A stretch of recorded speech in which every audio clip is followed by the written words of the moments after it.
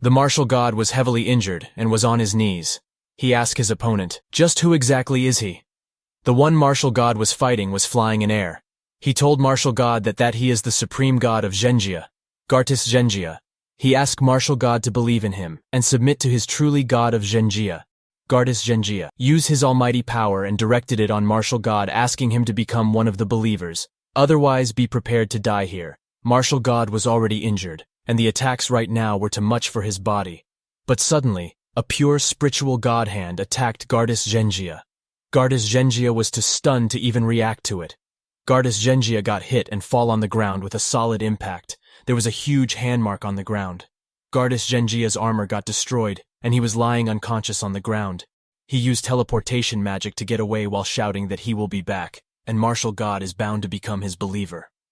When Gartis Genjia left, and the environment got calm, martial god stand up, but he was not calm. He was panicking, because he have no idea that Eastern Divine Martial World had such a strong person here who can win against Gartis Genjia. That Gartis Genjia who has defeated martial god again get on his knees thinking if that person be in the realm beyond transformation, heaven and earth. Martial god look at in the air and said, "Senior, you have my earnest gratitude for saving Eastern Divine Martial World. Dare this humble one have Senior's name." In front of martial god was a black-haired guy in white clothes. He told that you can call me Ling of the Void. White-haired guy made up the title on the spot. His name is Ling Ge, and he is a traverser currently living in seclusion. Since he came to the Eastern Divine Martial World, 10 years have passed. However, there's one thing he must clarify before moving forward.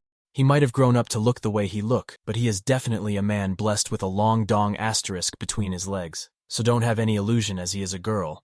Because Eastern Divine Martial World is a place where strength is respected, and martial artists reign supreme. And here, his pretty face has caused him a lot of trouble. When he just crossed over, what appeared in front of him were a group of wretched old men who coveted his beautiful body. There were no golden fingers all-knowing grandpas or country-toppling fairies. Fortunately, though his body seemed to have been born with divine strength which is still growing to this day, a few years later, otherworldly gods invaded, and he smacked them to death with a single palm of his, saving the Eastern Divine Martial World. There's no one left whom he can't defeat. And after that, he moved to this green bamboo mountain to live in seclusion for a few years. One day while he was sleeping, someone called him Big Sister Ling. Ling Jie was surprised. The one who called him Big Sister is Qin Yuyin, self-proclaimed lowly. She come here for Ling Jie with her uncle. When Qin Yuyin tried to hug Ling Jie, he dodged Qin Yuyin, asking her how many times do we have to say this? He is a big brother, not a big sister. Qin Yuyin smiled and said that it's all because Big Brother Ling is just so beautiful. Just like a girl, no matter who it is. Once they see Big Brother Ling, they will definitely think he is a beautiful girl. Qin Yuyin's uncle also laughed, saying that Brother Ling seems to have grown even more beautiful. It's only natural for others to mistake him for a beautiful lady. Ling Jie looks at Uncle Qin with his seducing look, saying that even Uncle Win is making fun of him. Both Qin Yuyin and Uncle Qin started blushing to see Ling Jie's beauty. Uncle Qin controlled his emotion, and then asked Ling Jie, "How about they get down to business now?" Ling Jie asked him what business he is talking. Then Qin Yuyin told him that it's like this. Tomorrow is the Timing Sect's disciple recruitment ceremony, so she hoped Big Sister Ling can accompany her there. Ling Jie split the tea he was drinking when he hear her. Ling Jie was too surprised he thought he hear her wrong, asking her to come again. Qin Yuyin used her secret technique against Ling Jie. She make a cute crying face while asking Big Brother Ling to please come to the Timing Sect with her. Ling Jie, the martial emperor who saved the world with a single palm, only has one weakness, the coquettish Qin Yuyin. Ling Jie got defeated by his weakness. He pat Qin Yuyin and said, "Time sure flies quick. She have already grown so tall." Uncle Qin, who was just watching them, could not understand. Why is his heart beating so fast? Qin Yuyin asked her Uncle Qin to tell Sister Aya about the news of Taming Zong sect. Uncle Qin told Ling Jie that in the Eastern Divine Martial World, there are many martial arts sects, and Taming Zong sect is one of the most famous and powerful sects out of all. It is built in the south of Liming Mountain, and it is also ranked in the top 300 on the martial arts ranking list. For the ordinary martial artists, it would count as a powerful sect. Ling Jie asked Uncle Qin, "What is the martial arts ranking list?" Uncle Qin was surprised. He asked Ling Jie, "Don't he even know this?" Ling Jie tell them that he is just an ordinary person. How could he possibly know? Uncle Qin said, "Oh yeah, Ling Jie is not a martial artist, so it's normal for his to not know." Then he shall tell Ling Jie about it. Uncle Qin told Ling Jie that the ranking list was created by the martial god. Wu Shen, after successfully repelling the enemy invasion by the martial emperor, Ling Shu, 10 years ago, and it's well known everywhere in the martial world. The martial arts list is used to rank the strength of martial artists. The list of the most powerful and valuable weapons in the world. The heavenly sect ranking list, which is used to rank sects. Ling Shu, martial emperor. Don't tell me that you're talking about me. How did he become martial emperor, but didn't think hard because Ling Shu, martial emperor. This name doesn't sound that bad at all. He was amazed that so many things have changed. He decided to descend the mountain and check it out. Then the next day at Kui Yuncheng City, on Taming Sect's disciple recruitment site, a girl come down to the stage. That girl is Bai Suling with a fairy-like face with a perfect body. All the men's get crazy to see Bai Suling. Their wives have to control them, but all the girls get crazy when a handsome guy comes on the stage. That guy announced that this year, Taimingzong Sect shall start the recruitment test for recruiting disciples. He asked everyone to please come up and take the test in order. Ling Ge, Qin Yuyin, and Uncle Qin were also in that group of crowd. Qin Yuyin asked Uncle Qin, "Is this the recruitment test for recruiting disciples of Taimingzong Sect?" Uncle Qin said, "Yeah." He directed his finger, "And tell them that the participants need to step up and touch that stone monument. If they have talent when it comes to martial arts, the stone monument will be active and shine. The greater the talent, the more stars will be lit up on the stone monument, up to 7 stars.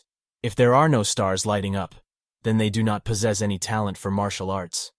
Ling Ge asked Uncle Qin, "How come he knows so much about it?" Uncle Qin laughs while saying about this. He once participated in the disciple recruitment test back then, but he was not selected. While they were talking, Bai Suling noticed Ling Ge's group. She shouted, "Next one is, the one with long black hair over there." Ling Ge was surprised. Bai Suling had a smile on her face as she looks at Ling Ge, but Ling Ge had a fearful expression as he looks at Bai Suling. He asked, "Is this rigged? How come she chose him?" When the other man noticed Ling Ge's beauty, then thought he is a beautiful girl. Some want to take him as their wife, some ask him for marriage, some want to make him their daughter-in-law. Ling Ge started shouting that if they have the guts, come fight him. He have met many of their kind. When Ling Ge get on the stage, Bai Suling couldn't move her eyes from Ling Ge. She thought that Ling Ge is such a beautiful girl. If her talent is excellent, then she can join the sect and become her junior sister. Ling Ge asked Bai Suling that after he finished his test, could his little sister come up and try. Bai Suling said she is okay with it.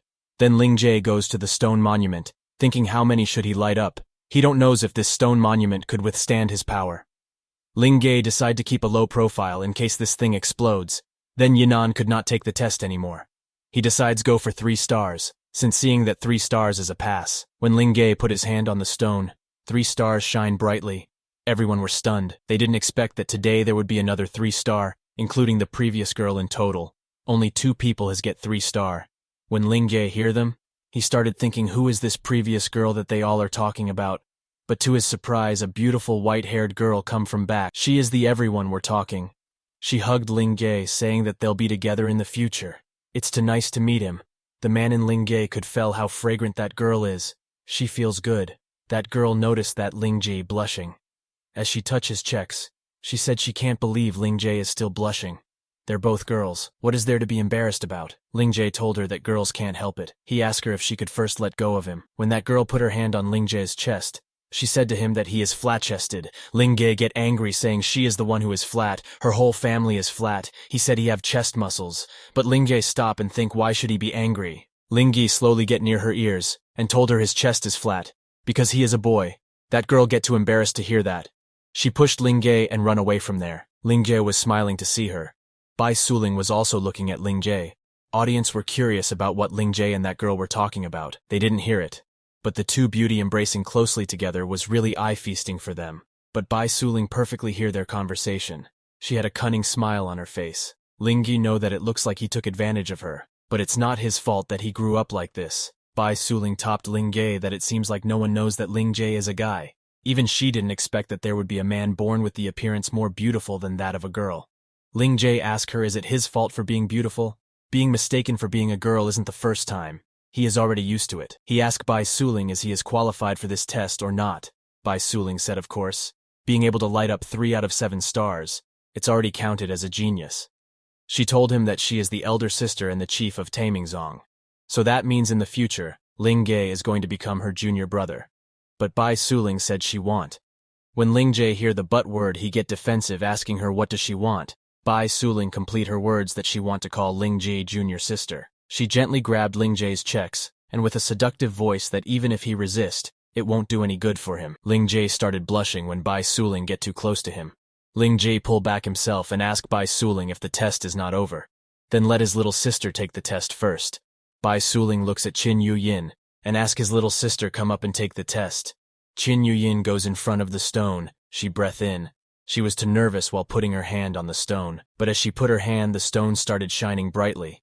It was too bright for the audience, but when the audience looks at the stone again, their mouths were wide open. All the elders started shouting that it's a 6-star talent. Heaven is blessing the Taming sect. Elders shouted that their Taming Zong sect will rise again. Uncle Qin started crying that heaven is blessing their Qin family. Their ancestors can finally rest in peace. Ling Jae get annoyed while hearing all those sharing words. He thinks it is necessary to be that exaggerated. Are they sure this broken piece of stone tablet is accurate? The number of stars that light up can determine one's path to immortality. 1 star is common, 2 stars are rare, 3 stars are rare geniuses, 4 stars are considered as grandmasters, and above 4 stars, 5 stars is evil, 6 stars is peerless, and 7 stars is supreme. During ancient times, only a few peerless people achieved 6 stars, and the 7 stars of supreme only existed in legend. And currently, the only one who has achieved the peerless 6 stars is the martial god, Wu Shen. Bai Suling told Ayaka that the only 7 star is the legendary Emperor Ling Shu. Even the Wu Shen would feel ashamed around him. As the strongest martial warrior in Eastern Continent, he is every warrior's goal. He is also Bai Suling's idol. Ling Jae wants to shout loudly to Bai Suling that he is here. Her long dream idol is right in front of her. But he show as he don't know anything. Sometime later outside Guiyun City, at the Qin resident, Uncle Qin was crying for Qin Yu-yin. He told her that if there is any trouble that she cannot solve yourself, look for Brother Ayaka for help. If even Brother Ayaka cannot solve it either, why not rather come back home? Ayaka told Uncle Qin that it's about time he can rest assured Qin Yu-yin is a 6-star genius. The sect will surely properly take care of her, and there is no problem that he cannot solve. After that, they farewell with Uncle Qin and join with other disciples of the sect to return to the sect. The one who was leading then is Bai Suling, while going towards the sect. Day turns night. Bai Suling. Stop everyone. She told everyone that tonight, they'll sleep out here. Everyone need to be careful. No matter what happens, do not run around. There are countless fierce beasts in this forest. Male students were talking that all the elders already went back ahead to the sect to report the good news. So right now among all of them, senior sister has the highest cultivation base. Why not just in case they all sleep together? Qin Yu-yin goes with Ling Jae. She said that everyone still thinks that Ling Jae is a girl. Ling Jae said, he don't care what they think of him, as long as they don't come and mess with him. Qin Yu-yin asked Ling Jae if this means this is a little secret between them. Ling Jae was thinking that obviously. Senior sister already knew that he is a guy, but she didn't tell anyone else about it. Her strength is average, but it looks like she's up to something. Who knows what kind of poison she's prepared behind their back.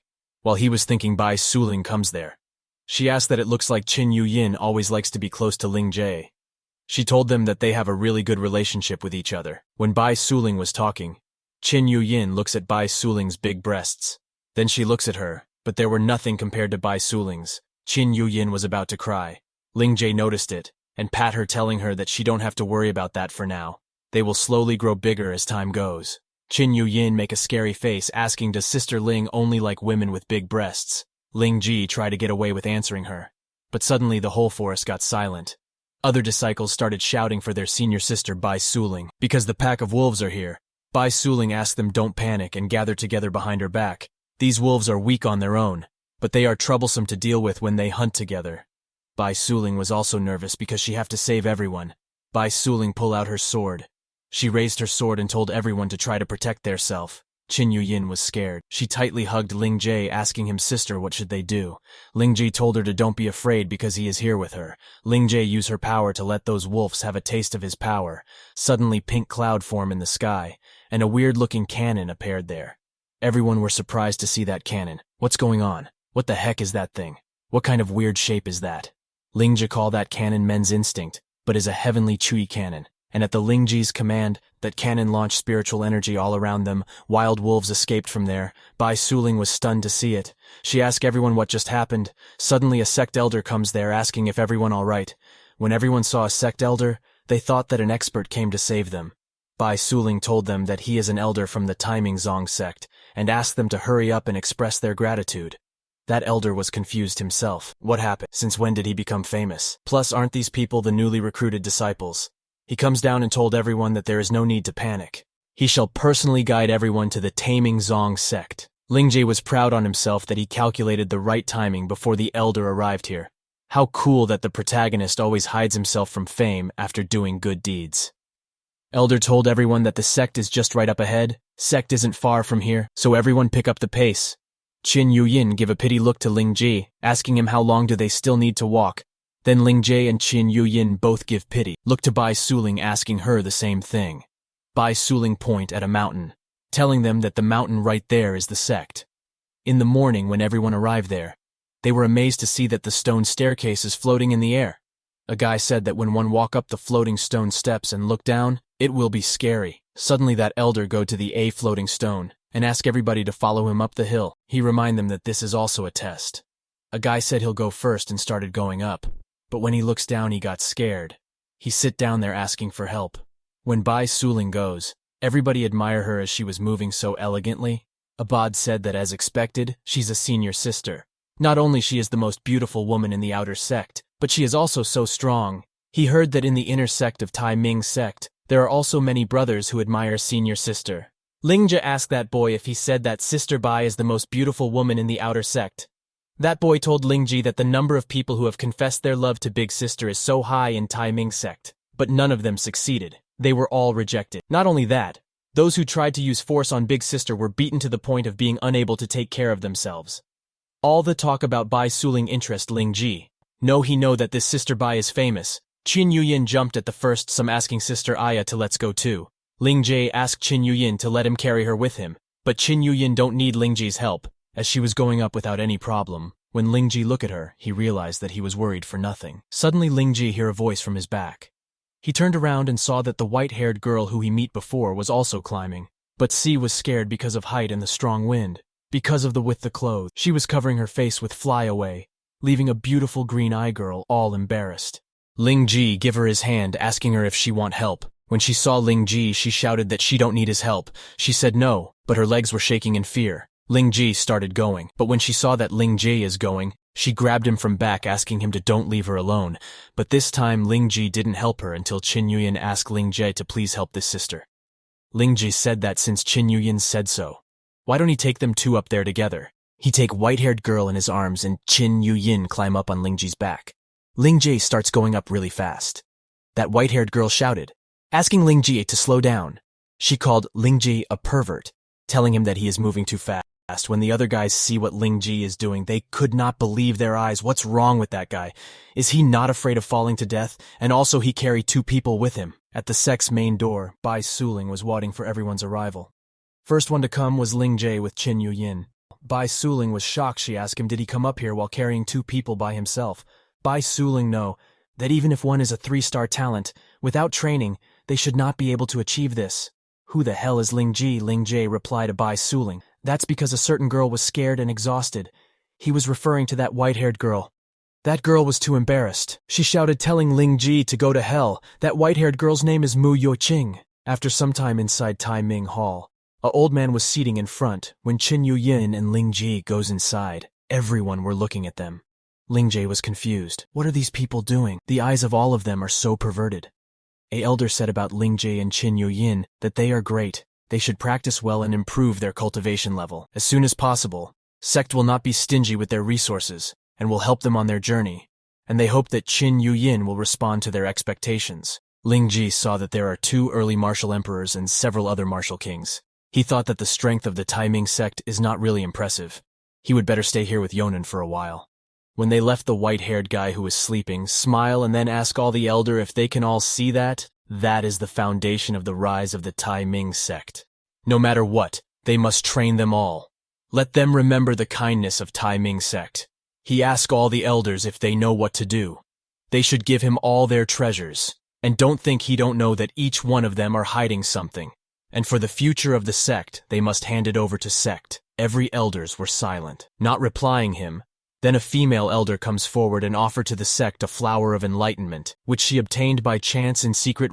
After her all the other elders come forward, and for the sake of the sect to produce the most powerful person, they started offering spiritual fruit, top-quality dragon crystal, and many more treasures. After receiving everything, sect leader has cunning smile on his face, because what all the elders have in their pockets is now under his hands. It's a great harvest, a bumper crop. On the other hand, Bai Suling guided Lingjie, Qin Yuyin, and Mu Yueqing in the sect. But while all of them were looking around the sect, all the boys were looking at them. Guys were talking. The three girls behind Big Sister are all so beautiful. A guy said to other that the lolly girl is so cute, and white hair girl is wonderful. Other guy said he still prefer the girl with black hair to her waist. It's like there's a mysterious charm. They were talking about Lingjie. Lingjie was annoyed by all that commenting. Are they sure he is not in a gangster's den? Believe it or not, if I pull it out, it will be bigger than all of you, is what Lingjie want to tell them. Bai Suling teased Lingjie more by telling him that he is being treated like a girl because he is walking with them. But Lingjie also knows all short of tricks himself. He make innocent face saying, "Sister, you are so mean, I feel so ashamed." With all this talk, Mu Yueqing was getting more angry. A few days later, Bai Suling and Qin Yuyin were cultivating at Tai Ming Sect Martial Arts Arena. Mu Yueqing and Lingjie were also there. But Lingjie was not cultivating. He remembered Bai Suling telling them that there are 3 tests. The previous test of talent, the floating stone steps, and then there is a sparring test. If they can cultivate to the hardened body realm, then this time they should have no problem with the competition. But Lingjie was bored to death. He don't know if the competition will be interesting or not. Bai Suling noticed him and come to tell Lingjie that he is too lazy. Even if his talent is good, he will not be able to cultivate the hardened body realm without training. A muscular guy was there who told everyone that right now, they are just a group of candidates' disciples, and only after they have passed the battle test in 3 months will they be promoted to the outer disciples. 3 months to cultivate the body-hardening realm, then the competition will be started. That guy demonstrate his power by destroying a big rock with his bare hands. That muscle guy is the supervisor in charge of teaching martial arts skills to the disciples of the competition. He told them that they can call him Mr. Billy. He was too excited to have fun and start practicing together with his disciples. He have already taught them the basic cultivation technique, spiritual martial skill. So he is sure they've already learned how to absorb the spiritual energy of heaven and earth. While he lift one leg in air and stand on other, he said next, he'll teach them the basic martial arts techniques that can be used with spiritual energy. When he kicked in air, heavy spiritual energy intimating Tiger's face comes out from that kick. Take out a book asking all the disciples, what do they think? This dragon muscle and tiger bone. Boxing looks great, doesn't it? He said that all the secrets are all written down in this book. He put the book on his pocket, but Lingjie's all attention was on that book, when Mr. Billy told everyone to try to learn it by themselves. Mu Yueqing try that move because it seems very simple to her. Lingjie was looking at her with a perverted smile from back. When Mu Yueqing noticed him and looks back at Lingjie angrily, he turned around saying this style is really cute. On the other side, Qin Yuyin was also trying the technique. When Lingjie saw her, he instantly realized that this dragon muscle and tiger bone boxing is too bad and full of flaws. This is a mistake, and he can't let her little sister suffer. He have to do something. He was thinking what to do since teacher Billy has left, and everyone is looking at the book to learn it by themselves. Lingjie starts smiling because he got a good idea now. After 1 hour, all the disciples were lying on the ground all exhausted. They were saying that they can't do it. Why the basic martial arts skill is so difficult. It felt like their whole body is falling apart. Even moving their fingers were hard. When Lingjie saw them like that, he was proud on himself, because he changed the contents of the secret book while everyone was not looking. He said that now this worthy of the name Dragon Muscle and Tiger Bone Boxing, the person who created this martial art should really thank him. But it's a waste to give this enhanced book back to teacher Billy. So Lingjie thought about a good plan. He had a smile thinking about it. That night, Lingjie snuck out of his room and goes to girls' dormitory. He opened Bai Suling's dorm's door silently, but as soon as he enters the bedroom, Bai Suling wakes up asking him what do he want from her, seeing as he is here late at night. Sometime later after covering herself, Bai Suling asked Lingjie that since he sneaked into her room so late at night, isn't he afraid that she would throw him off the mountain? Lingjie told her that this time it is an important matter to discuss, so he came here at night, and he have heard rumors about Sister Bai.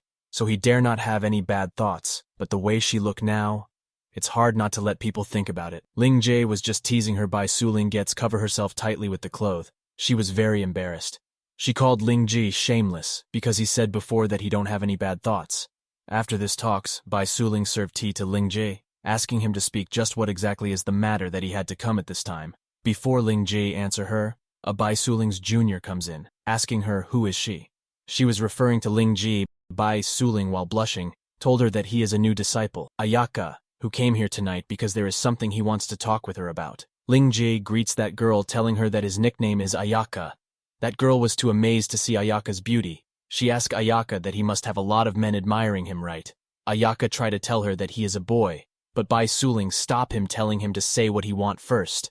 What's the important thing, Ayaka? Take out the book, telling Sister Bai that she'll know when she read this book. When Bai Suling looks at the book, she immediately recognized it as the Dragon Muscle and Tiger Bone Boxing Technique book. But it seems different from the original. Ayaka told her that it's the Dragon Muscle and Tiger Bone Boxing. But this technique has been modified by him to make it stronger. With her vision, she should be able to recognize it. Bai Suling's junior said, "What a joke. The Dragon Muscle and Tiger Bone Boxing is a basic martial art handed down from the ancient times. It has been perfected to the point of being impeccable after countless additions by their ancestors. He can't change it just like that." Bai Suling told Ayaka that what she said is true. He'll be punished for stealing the secret book and scribbling on it. Ayaka told her that this not a scribble. He asked her to continue reading it and she will know, and it does not take much time. Bai Suling continued reading the book. As she was reading, her face turned red with embarrassment. It is known that for martial artists, the attraction of secret books is irresistible. Their reaction is like reading a porn book. When Ayaka saw Bai Suling like that, he asked her if she's all right. Bai Suling jumped from her sit and grabbed Ayaka, asking him did he really modify this? She didn't expect him to be so good at martial arts. She said she'll take this book to the patriarch and the elders. She is sure they'll be amazed too. Ayaka was surprised by her sudden reaction. Bai Suling asked Ayaka, "Do we have a master?" Ayaka proudly said, "No, it's natural talent." Bai Suling asked her junior sister Lin to go back first and let's talk tomorrow. Lin said okay and left the room. As she left, Bai Suling aggressively asked Ayaka to join their BU pavilion. Ayaka was confused. He asked Bai Suling, "What is BU pavilion?" Bai Suling told him that Blue Pavilion is one of the branches of the Tai Ming sect, and there are other Zhuanjin Tang, Killing Sword Hall, Jianxia Pavilion, and Balian Tans. After passing the final test, the new disciples have to choose joining the branches. When they join a branch, they will primarily learn the branch's techniques and secrets, so choosing the right branch for themselves is crucial. If one is gifted, they may be selected to become a true disciple. Ayaka asked Bai Suling, "Is the BU Pavilion very strong? Is there any benefit for him to join?" Bai Suling, while showing her charms, tells Ayaka that BU Pavilion only accept female disciples. Ayaka stand up blushing, but he told Bai Suling to don't be ridiculous, as she know he is a man, so it doesn't make sense. When Ayaka was leaving, Bai Suling told him that it's because he is a man that it's a good thing if he joined the BU Pavilion. With his looks, other female disciples won't notice, like Sister Lin didn't find out. Bai Suling again tried to tease Ayaka. Ayaka replied her that he won't. What kind of person does she think he is? He is a real man of great character. Bai Suling asked him then what do he need in order to join her. Ayaka immediately grabbed Bai Suling's both hands. She was blushing as it's her first time. Ayaka proposed to her, saying he fell in love with her at first sight. If she marry him, he'll join the BU Pavilion. He asked her if she agree. Bai Suling pull out her sword and hit Ayaka. Because she is not a serious person, Ayaka asked her to wait. "What's this sudden move?" he said. He is sorry. Now Ayaka was scared to see a sword pointed at him. Bai Suling told him that next time she won't go easy on him. Bai Suling told Ayaka that he don't have a choice now. If he don't want to join as a man, she'll turn him into a woman right now. Ayaka was very scared. He said he'll join, so please forgive him. Bai Suling removed the sword and with a smile told Ayaka that he can go now. While Ayaka was leaving, he thought that this senior sister is a bit interesting. What a way to invite him to join the BU Pavilion. It looks like it's about to get interesting. Bai Suling was hiding her room, all embarrassed, thinking about Ayaka. The next day in the Elder's Court, everyone were looking at the Ayaka's modified book. Elder Duan of Balian Tang Branch was Amazon to see the book. Elder Han of Lingdan Pavilion Branch said that she didn't expect this new disciple to be so gifted in martial arts. It's very incredible. Elder Min of Quanjian Hall Branch said to other elders that this disciple belongs to them. Zhuanjian Hall, elder of the Killing Sword Hall Branch, get angry to her that he told Elder Min to shut up, calling him shameless old thief. He said he have never seen someone as shameless as Elder Min. Both of them started fighting. Elder Han said to Elder Duan that after a few days of observation, she found that Qin Yuyin is quite talented in alchemy. Moreover, with a 6-star talent, only their pavilion can provide pills all the time. So why don't he let Ayaka join them, too? Sect leader was angry. He called the elders who were fighting idiots, if they want to fight. Then go outside and fight. When both of them stop, Elder Yun of Changxia Pavilion branch come forward, telling sect leader that they at Changxia Pavilion have no intention of competing for Ayaka. But that little girl named Mu Yoging, they want her to join our Changxia Pavilion. Sect leader read the Ayaka's book and said to junior leader that Ayaka is a 3-star talent, and his understanding of martial arts is unique, so let him choose for himself. Because he think if Ayaka train hard, his future achievement will not be weaker than Qin Yonan, who has 6-star talent. He told junior leader to instantly send down this new version of this dragon muscle and tiger bone boxing for the disciples to practice it. Afterwards, they will send a message to the god of martial arts that their clan had successfully improved their basic martial arts skills and had a bodybuilding effect. This will further enhance the reputation and influence of their clan. Elder Yun's smile. Because all the elders doesn't know how promising the future of Mu Yue King will be. He knows that Ayaka is close to Bai Suzing of Bu Pavilion, and she has a beautiful body, so he should probably congratulate Elder Ji. On the other side at the Blue Pavilion's resident house, Bai Suling forced Ayaka to wear girls' beautiful but sexy clothes. Ayaka was too embarrassed to wear them. When Ayaka looks at the mirror, he was too stunned. Bai Suling said she'd been wanting to try this since she met Ayaka, and as expected, Ayaka is more than suitable to wear women's clothing. Bai Suling tried to take Ayaka outside, saying she want the whole sect to know that her little sister is the cutest. Ayaka grabbed the wooden pillar while crying that he don't want to go outside wearing these clothes. At the same time on the sect's practice hall, guys were fighting brutally with each other. Girls who were seeing them were pissed off because these bastards are fighting over a new girl. Boy in red clothes is Shan Yun Shan of Quanjian Tang branch. Boy in yellow clothes is Quang Henshin of Killing Sword Hall branch. And the boy in blue clothes is Wen Shang of Changxia Pavilion. They all were looking at Ayaka. Ayaka hide behind a tree and asked Sister Bai, "What's wrong with these 3 people?" They just started staring at Ayaka for no apparent reason. He is just a man. Bai Suling was also angry, but she laughs and told Ayaka Tigat these 3 men also pursued her at first, but she beat them up and put them in bed for months. Now they are fighting against each other when they saw Ayaka. So she guessed they haven't suffered enough. Ayaka acted like a girl and said that these 3 guys seem pretty famous. He didn't expect all of them to be perverted. Bai Suling told Ayaka that it's not entirely a competition for a woman. The 3 of them are in a different branch and always had a bad relationships. The Killing Sword, Halland, the Zhuangjian Hall, these 2 branches are always fighting and competing against each other. The Killing Sword Hall pursues fierce killing. The way of killing is hard and domineering. The Xuanjian Hall pursues the flexibility and speed with sword. The way of the sword is curved and flexible. The 2 are in competition against each other since the establishment of Tai Ming sect. It has been like this. As for Changxia Pavilion, the weapons which their disciples use it called iron fans, who are apparently they use their hands in a way that is not inferior to swords. Only because the fan weapon is too cold. In recent years, the number of disciples who have joined the Changxia Pavilion is decreasing, so they want to compete against the 2 other pavilion to make a name for themselves. Ayaka, ask Sister Bai to stop lecturing him and quickly help him drive the 3 people away. Bai Suling asked Ayaka if he is sure he don't want more of this. Ayaka told her to don't tease him. Then Bai Suling goes to them and told them that they're scaring her little sister. Ayaka also goes after her. Shan Yunshan ignored her and shouted at Quang Henshin that he is really shameless to the extreme. It is not his turn to steal people. Quang Hentian told Shan Yunshan to shut up. If he have the guts, let's find a place to fight each other. His sword is thirsty for more. Bai Suling gets angry when they ignore her. She shouted loudly, asking them if they didn't hear her. She told them to go away, because Ayaka has already joined the Baiyu Pavilion. All of them were scared of Bai Suling and left without saying anything. Ayaka relieved to see them going. But suddenly Qin Yuyin and Mu Yueqing comes there. Qin Yuyin comes running and hugged Ayaka, calling him Sister Ayaka. Mu Yueqing's face turned red to see Ayaka. She said to Ayaka that he is a big pervert. She can't believe he is wearing women's clothes. Ayaka tried to change subject and asked Qin Yuyin to talk about something else. He asked Qin Yuyin, which branch do they both want to join? Mu Yueqing told Sister Bai that she is going to join Changxia Pavilion. Qin Yuyin said she is going to join the Lingdan Pavilion. Elder Han is very nice with her. She asked Ayaka, what branch is he going to join? Ayaka was sad to say that he is going to join Bu Pavilion. Mu Yueqing was confused. She asked Bai Suling that if she is not mistaken, the BU Pavilion only accepts female disciples, so now she is sure Ayaka is a psychopath. Ayaka was very embarrassed. She shouted at Mu Yue King, telling her don't insult him because he was forced to dress like this.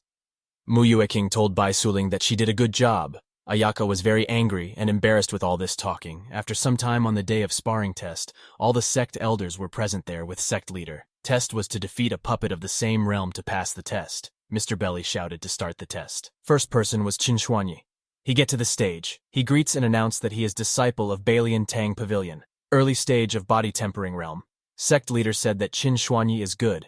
It seems that in these 3 months, he have been cultivating hard and will soon reach the middle of the body tempering realm. Junior sect leader told sect leader that Xuanyi is a 2-star talent, plus he cultivated the new version of the dragon muscle and tiger bone boxing.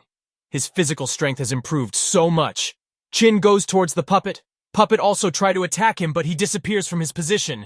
And affair behind the puppet, he punched the puppet with heavenly fist. Puppet tried to defend with his hand, but as soon as Qin Xuanyi used more power, that puppet fell on the ground and fall into pieces. It announced that Balian Tang disciple Qin Xuanyi have passed the first test.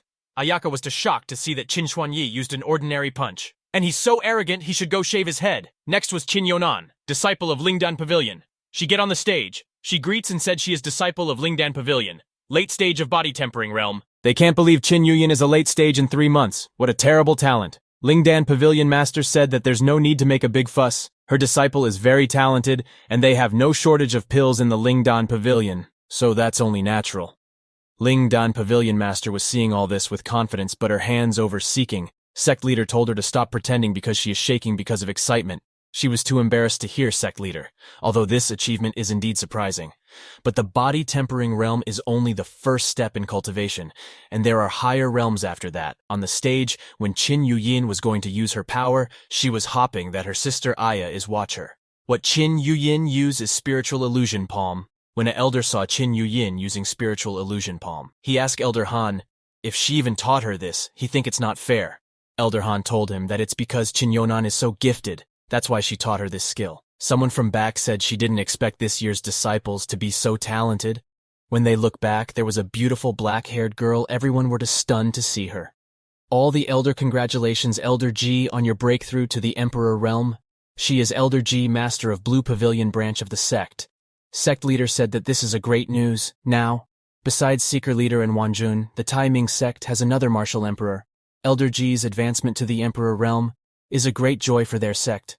So he told everyone to celebrate after the test. On the stage, Qin Yuyin used her spiritual illusion palm to attack the puppet and destroyed it into pieces. After destroying the puppet, Qin Yuyin immediately goes to her sister Aya asking him if he is awesome or not. Ayaka told her that she is very awesome. His little sister is the most powerful one. The third contestant was Mu Yue King of Qiangxia Pavilion. She was in middle stage of body tempering realm when the puppet attacks Mu Yue King. She jumped and goes behind the puppet. Qiangxia Pavilion's master said to other elders that Mu Yue Qing has already mastered their Qiangxia Pavilion's fairy step in a short time. Mu Yue Qing used her fairy step punch a hole into the puppet's body. Mu Yue King left the stage in VAF. The next disciple was Ayaka from BUA Pavilion. Ayaka was middle stage of body tempering realm. When he goes on the stage, the puppet attack. Ayaka fall back to dodge. Its attack. Ayaka was amazed to see that this puppet is much more flexible than a robot. Some guys were commenting on Ayaka that he is jumping around all the time.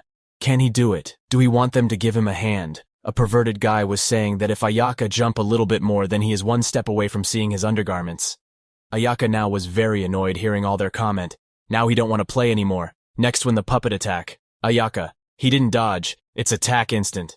He get ready to punch it back. Both of their palm collide with each other. Everyone were stunned. What did they see? Sister Ayaka is actually going head to head with a martial arts puppet. Isn't she afraid of breaking her fist? The power of a martial puppet is much stronger than that of a martial artist of the same rank. And it's big and hard. A normal person can't stand up to it. Audience thought that now they're going to see a broken bones of a beautiful girl.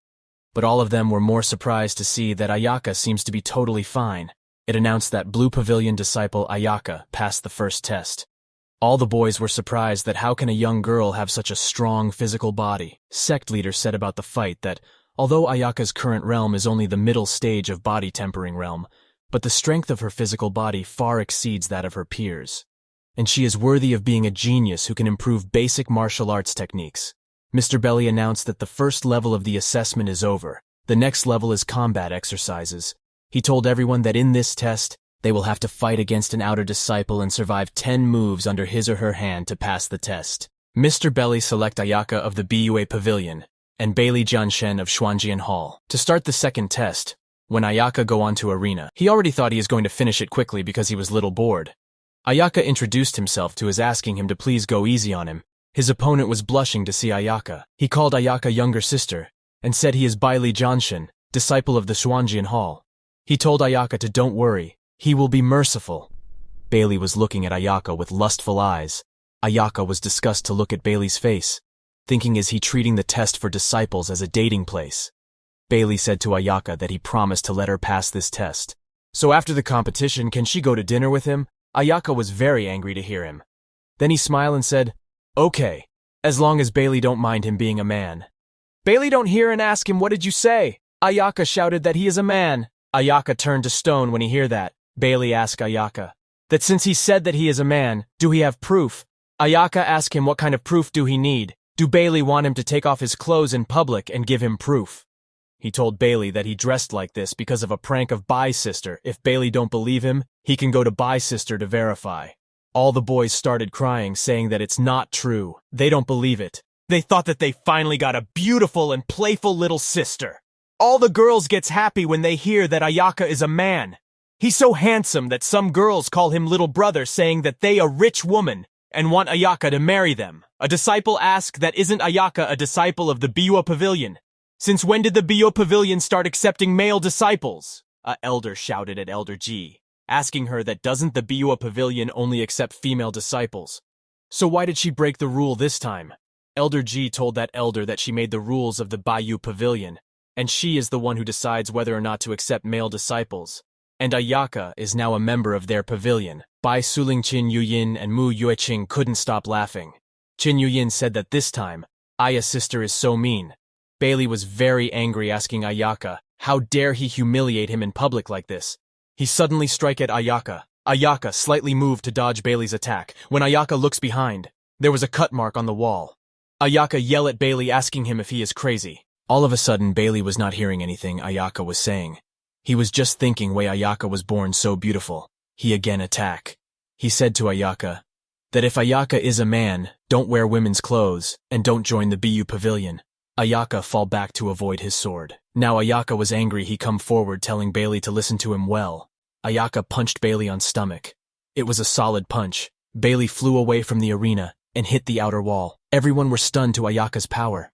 There was a human shape printed on the wall. When Ayaka saw it, he regretted it because he accidentally used too much force. Whole audience were shocked. It's the first time they've seen a new disciple crush an outer disciple in a test with one single punch. This is too much. No wonder that even the Bayou Pavilion has made an exception to accept male disciple. The appearance of this man is so attractive for all the women. A fierce man in female clothing. Ayaka was embarrassed. He thought it's over. It's time to get off the ring. Elders were stunned that Ayaka is middle stage of body tempering realm. He fighting against someone who exceeds his realm and sent him flying. This year's disciples are so abnormal. Elder G was impressed by Ayaka. She thought that this Ayaka is really not simple. Bai Suzing did not misjudge this person. Sect Elder was worried because he knows that it is important to keep disciples safe before they grow up. After the test, the news will definitely get out, and he don't know what kind of trouble it will lead to. Bailey, who was heavily injured, was now more angry at Ayaka. He had killing instincts in his eyes. He said he is going to kill Ayaka. Bailey comes back from all the way back to arena again. He directly strike at Ayaka with his sword. Both Qin Yuyin and Mu Yueqing were worried for Ayaka. They want to go help Ayaka, but Mr. Belly stopped them, telling that the test is not over, and they cannot go over there. Mu Yueqing yelled at Mr. Belly, asking him to please stop the test, because Belo is obviously trying to kill Akaya. But Mu Yueqing suddenly stopped, thinking what's wrong with her today? Why is she so worried about Akaya? Qin Yuyin was crying and beating Mr. Belly. She said that Sister Mu is right. Hurry up and stop the test. Her sister Aya is in danger. Mr. Belly said sorry to them, but he can't stop the test yet. He told them that Bailey Jianshen is still able to fight. So for Ayaka, this is also part of the test. If something unexpected were to happen, he will stop them in time. There have never been any accidents in the tests Mr. Belly have conducted, when Ayaka dodged Bailey's sword. Bailey got more angry and strike again. Ayaka lay down to dodge and ask Bailey why is he screaming his name so loudly. Ayaka backflip and goes to back, when Bailey saw Ayaka fall back. He asked Ayaka if he think he can escape if he run far away. Bailey used his sword, chi multiple strike, shouting that he is going to kill Ayaka. Ayaka easily dodge all the strikes. Ayaka suddenly goes in front of Bailey. Bailey was first surprised, but when Ayaka was in his range, Bailey raised his sword to strike again, asking Ayaka to pay the price. But Ayaka had a cunning smile on his face. He easily stopped Bailey's sword with only 2 fingers. Chin Yu-yin and Mu Yueking were too shocked to see Ayaka doing it. Bailey was surprised himself. How is it possible? He can't believe that his sword is not moving at all. Ayaka called Bailey. Brother Bailey, saying that it's Ayaka's turn, and Bailey have to feel it with his soul. Ayaka break Bailey's sword in 2, and he point the other half of the sword at Bailey's neck. When Bailey looks at Ayaka, now he felt like Ayaka is monster who can kill Bailey anytime. Bailey was too scared to see Ayaka that he cannot evening stand. He fall on his knees in front of Ayaka. Ayaka turns around and said thank you to Bailey while throwing the sword from his hand. That half sword fall in front of Bailey. It announced that Bayou Pavilion disciple Ayaka passed the 2nd level of the test. Mr. Belly goes to Bailey asking him if he is alright. But Bailey couldn't even say anything. Sect leader was surprised that with just 2 fingers, Ayaka was able to catch the sword of a martial artist of a higher level than him. He even managed to break the sword, and this is unbelievable. Ayaka also thought that he bullied Bailey too much. He just used a little bit of his aura. Chin Yu-yin hugged Ayaka from back. Ayaka told her to be careful, Oregon she will fall. Chin Yu-yin was too happy. She said Thea, her sister Aya, is awesome. But suddenly when a hand approached Chin Yu-yin, Ayaka immediately grabbed Chin Yu-yin in his arm, and in a defensive pose he asked her who is she. It was Elder Ji. She that Ayaka is indeed excellent. She can't believe Ayaka could withstand her pressure. Elder Ji introduced herself that she is the master of Bu Pavilion, Ji Mingshui. Ayaka's sister Bai is her disciple. In other words, she'll be Ayaka's master from now on. She told Ayaka that she had just returned to the sect, and she arrived just in time for the test of the disciples. She never thought she would get such a big surprise from Bai Suzing right after she got back. Ayaka is really a special man. Ayaka said he hopes she'll forgive him for the disrespect that he showed to Elder Ji. Just now, he said Elder Ji had a gorgeous face and good legs. She is worthy of being the master of Elder Sister. Both are at the same lineage. Elder Ji get angry, asked Ayaka. What is he looking at? No wonder Bai Suzing said Ayaka is a pervert. She think Ayaka is addicted to women's clothes and want to wear them all the time, right? Ayaka was too scared to hear that. Absolutely not. He said to Elder Ji that he is wrong. He don't want to wear women's clothes anymore. Elder Ji said to Ayaka that even though Ayaka have been allowed to join the BU Pavilion, but don't think he can do whatever he want just because he is surrounded by female disciples. If he don't behave properly, he'll be expelled from her academy. She told Ayaka to don't be too proud of himself and ruin his own future. Ayaka bowed down in front of Elder Ji, saying he will remember Elder Ji's teachings. Chin Yu-yin was confused with all this talk, but she also bowed down. Elder Ji said she prepared some suitable clothes for Ayaka, so go back and change. Ayaka was happy that at last, he won't have to keep wearing women's clothes that Sister Bai made for him. Ayaka take a bath, and then he wear his new clothes. It is more comfortable to wear pants. Ayaka was worried that Sister Bai asked him to practice again. Oregon, he will be punished by wearing women's clothing. He have to think of a way to skip the training. Ayaka saw a bunch of people have gathered in a place. He think, why are there so many people around there? Ayaka goes there asking them, what are they looking at? Let him see too. When Ayaka Yurai to go in front a disciple yell at Ayaka, do you know what is called first come first served? But when that disciple saw that the one he is yelling at is Ayaka, he was too scared he run away from there saying sorry to Ayaka. Everyone were scared to see Ayaka there, but suddenly someone grabbed Ayaka's collar. It was Bai Suling. Ayaka was scared to see her. He asked Sister Bai what does she want from him. Bai Suling pinch. Ayaka asking him, what is he doing here? Why don't he go to practice? Ayaka asked Sister Bai to please let him go. Practicing all day is too boring. Bai Suling said no way. He have to build up his strengths by practicing every day. She told Ayaka to don't let laziness keep him from practicing. She told Ayaka to come with her to practice. Ayaka asked Sister Bai that, if he break through to late stage of the body tempering realm, can he stop practicing for a while? Bai Suling said that it's nonsense. Why don't he try? It's impossible to break through from the middle to the late stage of body tempering in one day. But Ayaka told her that he is already at the late stage of body tempering realm. When Bai Suling felt Ayaka's breath, she was shocked, because he really reached the late stage. How can it be so fast? Do he sleep and practice at the same time? Ayaka told her that he had a vague feeling that he was going to break through to the late stage.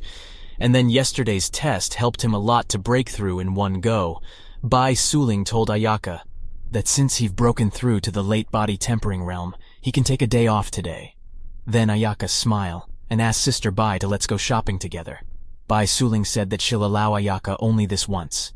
But she is only going to make sure that Ayaka is not doing something bad. She don't want to go shopping with Ayaka for anything else. Ayaka laughed and go after Bai Suling. On the other hand, sect leader was very angry. She threw a cup shouting that this Zhuangqi sect clan must have bad intentions. After the news of their clan's 6-star talent spread through the martial world, the Zhuangqi sect was the first to come and visit. Do they really think he don't know what that old fox Ningwen is thinking? Junior leader asks sect leader to don't be angry. Even if the Zhuangqi sect comes, it may not be able to do anything since it is clear that they are aiming at their new disciples. Then they can use their disciples to return the favor. He asked sect leader to look at the new disciples. They are all outstanding and gifted. It was fortunate that the martial god of the martial didn't have the idea to forcibly take Yonan away. Otherwise, Tai Ming's sect would have lost a 6-star talent, and that would be an irreparable loss. Sect leader said to all the elders that if the god of martial arts come here, there's nothing he could do. But even a mere Zhuangqi sect dares to come and pick a fight, he told Elder Min, to go to the martial arts arena and gather the disciples. In 3 days, the Zhuangqi sect will visit them with their disciples. Sect leader would like to see what that old bastard Ningwen is capable of doing. Elder Min announced it. All the disciples were surprised. Ayaka asked his sister Bai, "What is this voice transmission for?" She told Ayaka that Elder Min is calling the disciples to the martial arts arena. Something big has happened. When everyone gathered in arena, Elder Min told everyone that in 3 days, the Zhuangqi sect will bring their disciples to visit. There will be a joint tournament between the two sects. It's open to all disciples, so they must all be prepared to fight, and don't disgrace our Tai Ming sect. Inner disciple Lan Yu come forward and ask Elder Min a question. He asked Elder Min that what is the purpose of this sudden visit from the Zhuangqi sect. Elder Min said he is not sure of the details, but it's probably for the 6-star talented disciple. After all, their Tai Ming sect and the Zhuangqi sect have always had very poor relations. And Patriarch Ning is definitely will not coming with good intention. Those who come first are not good. And he've heard that the Zhuangqi sect has also found an exceptional genius. Elder Min told them that he was the one who was selected for the list of heavenly talents. Long Ao, when he was still at the peak of the body tempering realm, he had defeated several martial artists of the pulse cleansing realm. It is rumored that after hunting and killing several high-ranking demonic beasts, he has now entered the spiritual, profound realm, with extraordinary potential and unfathomable strength. It is said that even Ning Wujing, the daughter of the brutal Zhuangqi sect patriarch Ning Wuhen, is in love with him. Other disciples were talking that this is too fierce. How powerful is this Long Ao that even brother Lan Yu seems to be asking permission to fight? Is he going to challenge Long Ao? Brother Lan Yu is almost at the late stage of the spiritual realm. When Lan Yu all the things about he got motivated and level up instantly. Ayaka was wondering who the hell is Long Ao, there's no one with a name like that. Took down a high-ranking demon beast and got the patriarch's daughter. Strength, fame, women, and wealth. He have it all. Is it possible that this guy is the real main character of this world? Someone was calling Ayaka. But Ayaka was deep in thought thinking that since all the people said that Long Ao is in the spiritual realm, then that's too much, isn't it? Suddenly, Bai Suling called Ayaka by shouting his name loudly. Ayaka was surprised. He asked Bai Suling, why is she shouting so loudly? Is she trying to make Ayaka deaf? Bai Suling asked Ayaka that who told him to ignore people and stand still like a fool. She told Ayaka to listen. He also have to get ready for the competition. He can't embarrass their BU pavilion. Then 3 days later at the sect's main gate, Zhuangqi sect's airship was flying around. Many people comes down from it. Suddenly someone shouted loudly asking Lin Beimu to show himself. His voice was too loud that all the disciples were unable to withstand it. Qin Yuyin Bai Suling and Mu Yueqing were also in pain. When Ayaka saw them, he made around them to protect them. Ayaka was very angry at them. Sect leader Lin Beimu yelled at sect leader Ning Wuhen asking him if he is trying to start a war with Tai Ming sect. How dare he come here and put pressure on them? Sect leader Lin Beimu used his spiritual hand to attack airship. Ning Wuhen, patriarch of Quangyi sect, come calling sect leader Lin Beimu. Old man, he asked sect leader Lin Beimu if he think Ning Wuhen is scared of him. Wait for him to go down first and he'll fight him. Ning Wuhan uses spiritual attack to counterattack sect leader Lin Beimu's strike. When both of them collide, there was a huge blast of spiritual energy. Then all disciples of Kwangi's sect comes down on the ground. Both of the sect leaders were still fighting like children. Then Long Ao, disciple of Kwangi's sect, come forward and greets the sect. Elder Lin saying he is sorry to bother them. All the female disciples love him because he is handsome. Qin Yuyin hide behind Ayaka and said to him that she don't think this man is a good person. Mu Yueqing also said that he's so arrogant she don't like him. Bai Suling told them that this man is Long Ao. He looks worse than Ayaka. Ayaka said to them that their reactions are a bit too much. And he asked Sister Bai, what does she mean worse than Ayaka? Sect leader Lin Beimu told sect leader Ning Wen that he have to be polite. When Long Ao was going with sect leaders, he felt aura and looks there. Long Ao looks at Ayaka and all the girls and guessed that 6-star talent is one of them. He introduced himself and asked them for their names. Bai Suzing, Mu Yueqing, and Qin Yonan tell him their names. Long Ao said he is wondering which one of them is the 6-star talent. Sect leader Lin Beimu told them that Qin Yonan is a 6-star talent of their Tai Ming sect. When Long Ao find out that it's just a little girl, he smile, thinking that it's good think. This makes it easier to control, and the 3 girls around her are also good. Suddenly, Ayaka also introduced himself in aggressive voice. Both Ayaka and Long Ao start their fight with their eyes. Long Ao thought, how dare this girl target him? He smiled, thinking it's interesting. Suddenly a girl comes from Long Ao's back, asking Ayaka what do he mean. Aotian greeted them all in a friendly manner. Why is Ayaka so rude? Sect leader Ning Wuhan called that girl Wu Jing, telling her to don't be impolite. Long Ao told Wu Jing that it's okay, he don't care. Wu Jing started blushing when Long Ao called her name. Ayaka looks at that girl and thought that she is one of Long Ao's harem, Ning Wuhan's own daughter. The girl's temper is the same as the rumors, and he don't want to think that her father is here to fight for his daughter. Junior sect leader said he think it's about time to start the tournament. Ning Wujun, vice patriarch of Shuangyi sect, comes forward telling them that they are right. So let's start immediately, but this tournament is to develop their friendship.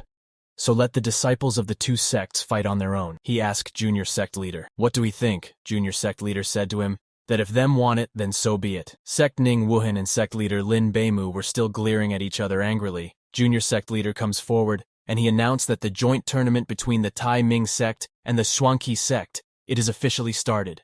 Shuangyi sect's Chiu Luo come on the arena first, saying he was to fight.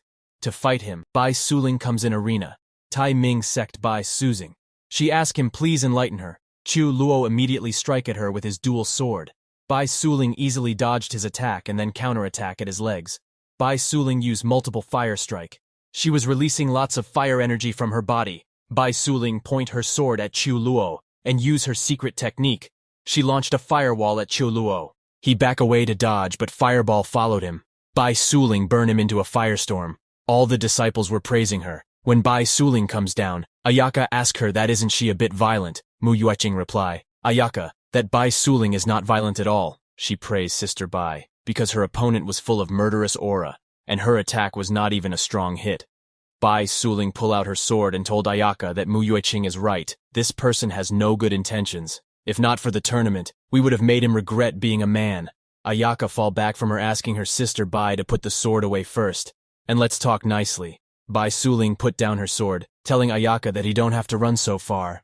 Long Ao was looking at them. He smiled because it seems that he have to do it by himself. Long Ao asked everyone is there any genius who want to challenge him.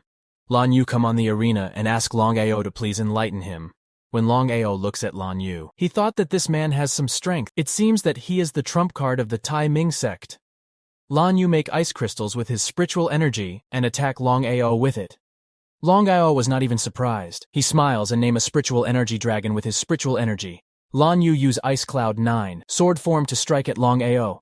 But Long Ao simple punched Lan Yu. Lan Yu flew in the air. Long Ao told Lan Yu to get off. He don't have time to play with him. All the disciples were surprised that brother Lan Yu was actually lost with only one punch. Is this the true power of Long Ao Tian, who is said to be invincible in the same realm? Long Ao asked Ayaka, would he like to fight against him next? Ayaka said he is looking forward to this. Ayaka will make sure to destroy Long Ao today. Long Ao arrogantly told Ayaka to don't worry, he'll bring his strength to the same level as him, and he promised to show some mercy. Sect leader Lin Beimu yell at Ning Wu and asking him if he is kidding. Even if Long Ao suppressed his strength, his martial skills are still far superior to Ayaka. Do their Schwanki sects still have a face? Sect leader Ning Wuhan smiled and told Lin Beimu to don't worry, it's just a sparring match, Long Ao will handle it well. Ning Wuhan was thinking that if the Tai Ming sect lost a 3-star genius like this, it would be quite painful. His plan was to kill Ayaka. All the disciples were laughing that there is no need to wait for the result. A hardened body realm against spiritual profound realm. It's just like an adult facing a baby. It will be good to watch this fight. But Ayaka looked so confident to them. So they told Ayaka to don't cry if he lose later.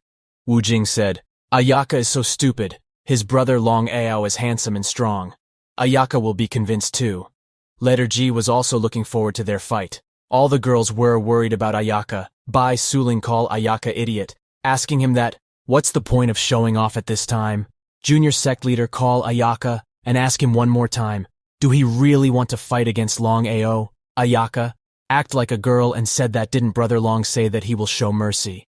Brother Long Ao volunteered to suppress his strength and spar with Ayaka to teach him a thing or two. How could he refuse? Ayaka called Long Ao Brother Long and asked him let's start quickly. Long Ao said, okay. Then he collected spiritual energy and body and jumped at Ayaka to strike. First one was illusion. Ayaka dodged his attack but real Long Ao was behind him. Long Ao strike at Ayaka with his full speed and killer move, but Ayaka was not surprised.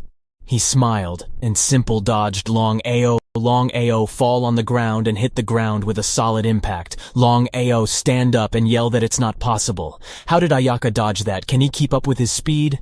Ayaka act like he is clueless. He said he don't know he think that Long Ao uses the 9 body splits technique. There was many Long Ao's shadow image. Long Ao thought that the clone's body has 80% strength of the original body. He'll see how Ayaka can hide this time. Ayaka said to Long Ao that he thought it would be a great skill, but it turned out to be just a clone's body. That's boring. When Long Ao above Ayaka and try to kick Ayaka, Ayaka throw a rock at him. Long Ao was now in lots of pain because Ayaka's rock hit Long Ao's eggs and it's now cracked. Long Ao's all the illusions disappear and he fall on the ground. He was bleeding heavily and was confused what's wrong with him. Wu Jing comes running to check on Long Ao. She was crying, asking how did Long Ao get hurt? What happened to him? Sect leader Ning Wuhan was too scared. What the hell is going on? Could this be the legendary self-explosion? Ning Wuhan pick up Long Ao from the ground, and while going tell all the disciples of the Schwanki sect to return to the sect, all the audience were laughing saying that Long Ao Tian exploded on the spot. Tomorrow's top news will definitely be this. Ayaka smile, because he is the one who suppressed his cultivation, and Long Ao is treating him like a woman. He should try to be a woman by himself one day. Elder G, ask Ayaka, what the hell did he just do? Ayaka said he didn't do anything. It's probably because Brother Long's martial arts skill got out of hand.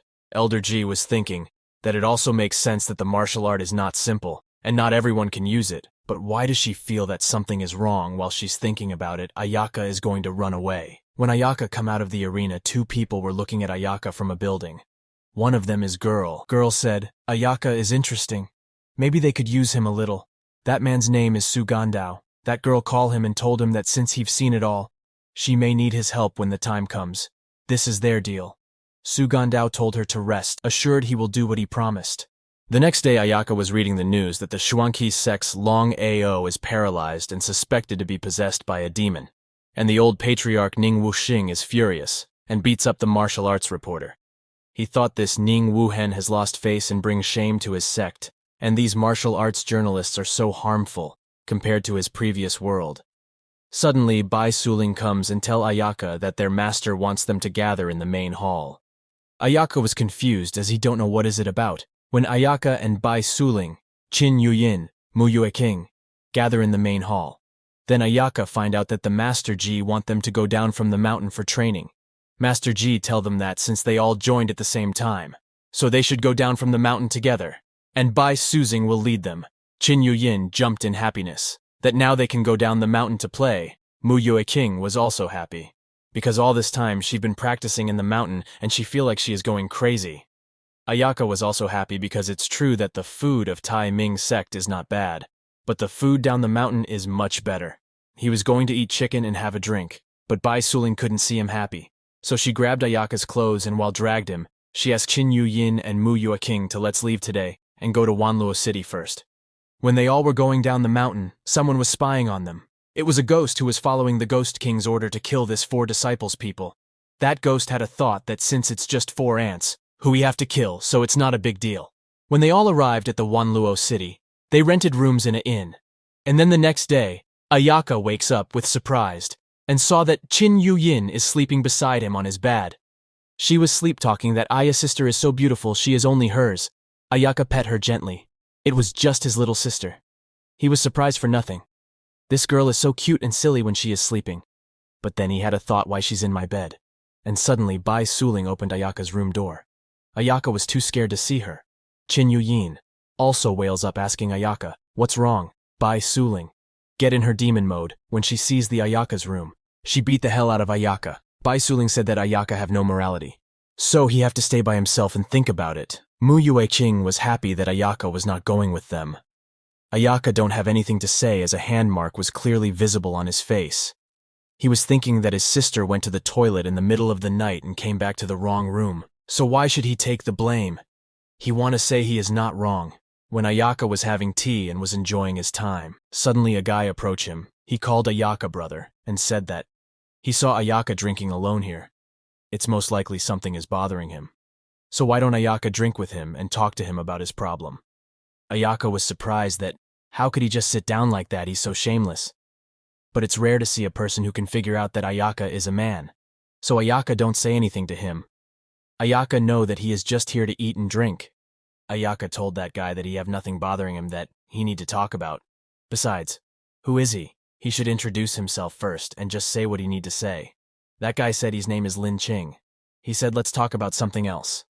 For example, many disciples of the sects have recently come to Wanluo City. Do Ayaka know the reason for this? Ayaka asked him that. If he know, tell him about it.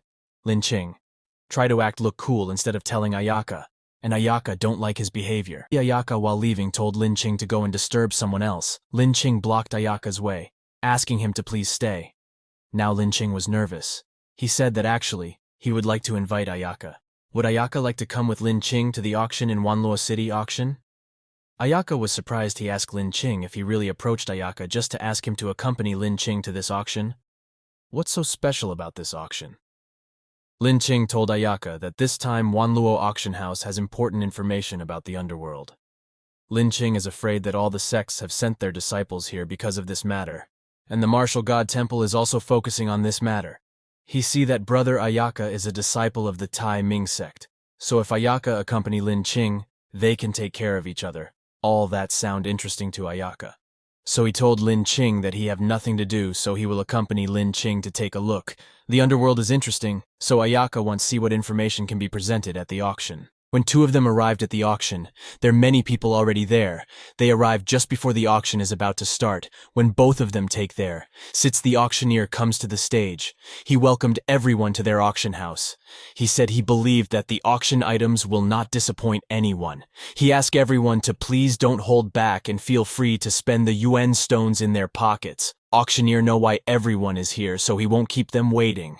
He told everyone that the starting bid is 1 million yuan stones, and each increase in the bid must not be less than 10,000 yuan stones. Because the first auction item is important information of the underworld, everyone were surprised that the first thing on the list is information of the underworld. They all thought it had to be the last one. This is going to make a big impression at the beginning.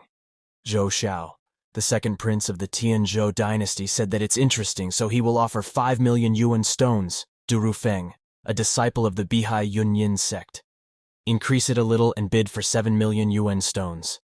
The third person to bid was Yidu, disciple of the Poison Demon sect. He said that Bihai Yunyin only added 2 million, he's stingy. He added 10 million. Yan Lai, ancient kingdom of the Great Sun, also entered the bidding. He make it 15 million yuan stones, saying he is sure that he is going to win this. Lin Qing raised his hand and said that this thing is useful to his martial god temple. He increased the bid to 20 million. Everyone were surprised to hear the martial god temple's name. Zhou Xiao asked Lin Qing that he is not kidding, right? Yan Lai get angry, asking Lin Qing that since Lin Qing said he is a member of the martial god temple, he should prove it. What Lin Qing asked them, that since when a people from the martial god temple need to prove their identity, he said he have a martial god order. They better think carefully. If Lin Qing show the martial god order, then this matter will not be able to end simply. When Ayaka hear that Lin Qing is from the martial god temple, and he have the martial god order, he said that Lin Qing's status is not simple. He asked Lin Qing, that is it possible that Lin Qing is the martial god himself? Lin Qing laughs and said that he is just an ordinary disciple of the martial god temple. Ayaka, while laughing, raised his hand and increased the bidding to 30 million yuan stones. Lin Qing was surprised that his brother Aya he bidding. Lin Qing have announced that he is from the martial god temple, so no one dares to bid with him anymore. So he told Ayaka to don't raise the price anymore. Ayaka told him that it's an auction, so if he don't bid, it's a waste of time. Lin Qing was angry to hear that he bid 50 million yuan stones and Ayaka immediately raised it to 60 million yuan stones. Lin Qing was very angry. He said to Ayaka that Ayaka is a smart man. Didn't Ayaka understand why Lin Qing brought him here? Ayaka asked Lin Qing if he want Ayaka to bid higher, and Ayaka bid 66 million yuan stones again. Now Lin Qing was very angry. He yelled at Ayaka that the martial god temple is not a place Ayaka can mess with. Lin Qing said he is going all out. He increased the bid to 100 million yuan stones. But before Lin Qing could complete his words, Ayaka raised the bid from 100 million yuan stones to 1 billion yuan stones. Lin Qing get more angry, trying to attack Ayaka, but others stop him. Lin Qing shouted that Ayaka crazy. He asked Ayaka, is Ayaka deliberately provoking him? 1 billion stones. Ayaka have a big mouth. So why don't Ayaka take it out? Auctioneer comes to Ayaka with a treasure pot in his hand. He call Ayaka honored guest, and ask Akaya to just put the yuan stones he want to pay into the treasure pot, and that's it. Ayaka take out a space ring, and from that space ring, yuan stones started flowing like water. After some time, Ayaka hand over the 1 billion yuan stone. He said finally it's over. He told auctioneer that they are too incompetent. This is too troublesome and a waste of time. Lin Qing was too stunned. How is this possible that Ayaka can really give 1 billion yuan stones, and he knows Lin Qing is a member of the martial god temple, but Ayaka insisted on competing against him. Lin Qing was angry, but he don't have a choice but acknowledge that he was mistaken. He said that brother Aya is really a great man. Lin Qing is ashamed of himself. Lin Qing left from there in anger. Ayaka told auctioneer to give him the information because his sister is still waiting for him to return. When Ayaka get the information scroll, he open it. But there was only one line written on it. Ayaka tried to check that people from different directions, but that was the only thing written. He was disappointed that he used 1 billion yuan stones for only this. Ayaka put back that scroll into his pocket. This thing is useful. For the sect, it should have some value, so he'll give it to Bai sister as a small gift. While Ayaka was going back to the inn, someone was spying on him. It was a Lin Qing. He never thought that in the end it would fall into Ayaka's hands. He thought that Ayaka's identity is also not simple. On the other hand, all three Bai Suling, Qin Yuyan and Mu Yueqing were exploring city, but they don't know that someone had his eyes on them. It was Ghost General just from his aura. Normal people feel cold. Ayaka was following his three sisters while drinking. He was bored because no matter where he go, it is the same. Women all away like shopping, and Ayaka do not know what good about shopping. But when Ayaka goes into a alleyway, that Ghost General smile. Su Gandao, who looks at them from a rooftop, said, "It looks like the Ghost General is ready to strike Ayaka." Yellow-haired women who was with Su Gandao said, "It will be interesting if Ayaka dies like this." Su Gandao told her that if she think the Ghost General can deal with Ayaka, then she underestimate Ayaka. The record so far also shows some sign. Without fear of the martial god temple, he easily took out 1 billion stones. Long Ao of Shuanqi sect vomited blood in the tournament. Ayaka must have done something in secret, and now Ayaka has the information. That girl asked that. In that case, do Sugandao want to do it personally? Sugandao told her that for now, it's better to let Ghost General test Ayaka. If it is necessary, he will do it, but she should not stand by and do nothing. After all, this is for the great plan of her ghost sect. She smiled and told Sugandao that he don't have to remind her. On the other hand, when Ayaka goes in an alleyway, Ghost General pull out his sword, and while laughing said that Ayaka really caught himself in Ghost General's trap. But when Ghost General take a step, he saw that Ayaka is not there anymore. Ghost General was confused. What's going on? Where's Ayaka? But Ayaka was behind him. He asked Ghost General why is he following Ayaka and who sent him here. Ghost General was stunned when he heard Ayaka's voice from back of his head. Ghost General immediately fall back. He raised his sword at Ayaka and said that it saves him trouble. He'll kill Ayaka now, and make him a sacrifice to revive his ghost sect. Ayaka was not even surprised when he hear that Ghost General is from the ghost sect, and he wanna kill Ayaka. Ayaka know that Ghost General have been following them since they left the Tai Ming sect, and he is trying to find the right time to attack. Ghost General jumped at Ayaka, with his long sword in hand. He strike at Ayaka. Ghost General said that it was really easy for him, but Ayaka interrupted him and asked him to open his eyes. When Ghost General opened his eyes, he was that the thing he cut is Ayaka's liquor bottle. Ghost General's sword couldn't even cut a single hair of Ayaka. How is that possible? Ghost General was stunned to see this. Ayaka grabbed Ghost General's sword with his bare hands. Ayaka told him that it's not good enough. He should let Ayaka teach him. Ayaka destroyed the sword and goes behind Ghost General to teach him a once-in-a-lifetime lesson. Ghost General was too frightened to see Ayaka. Ayaka chopped off the Ghost General's head. Ghosts, right, that's interesting. Ayaka smiled and said he will play with them. Then the next day when Ayaka was sleeping in Bai, Suling yells to wake him up. Ayaka asks his sister Bai if she can stop yelling so loudly every time because his ears hurt. Bai Suling grabbed Ayaka by chicks and asked him what did he said. Do we have a problem with that? Ayaka was scared. He said he don't dare. Sister Bai is as beautiful as a fairy and the most charming woman. How could he have a problem with that? She can scream as loud as she want. Ayaka don't care. Ayaka's inner thoughts were that Sister Bai is so fierce who will dare to marry her. Mu Yaking comes in the room asking her sister Bai, did the pervert wake up? She was referring to Ayaka. Qin Yuyin also comes with her. Mu Yaking asked Bai Suling that the Wanluo music meeting has finally begun. Let's go and watch it. Bai Suling said, well, let's go. And she goes after them. Ayaka asked Bai Suling that, what does she think of that information? He was talking about the underworld information. Bai Suling told him that, although she don't know where Ayaka got it from, but this words puzzle is not simple. So she will hand it to the sect when they get back and see if they can solve it.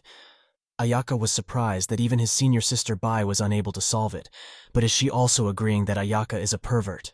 Sometime later, at the area of music meeting in Wanluo City, Wang Guxuan, Lord of Wanluo City. Welcome all guests to his Wanluo City. Wang Guxuan is not bad for a city lord. He is a strong man in the Emperor realm.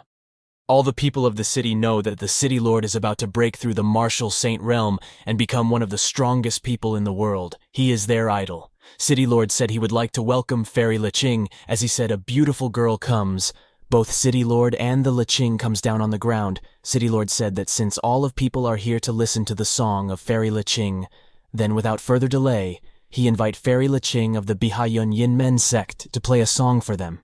As Fairy Liqing start her performance, all the audience as well as Bai Suling, Qin Yuyin and Mu Yuiqing get lost in her song, but Ayaka don't like it. Ancient style song are good, but this is not to the degree that makes people spellbound, he was thinking.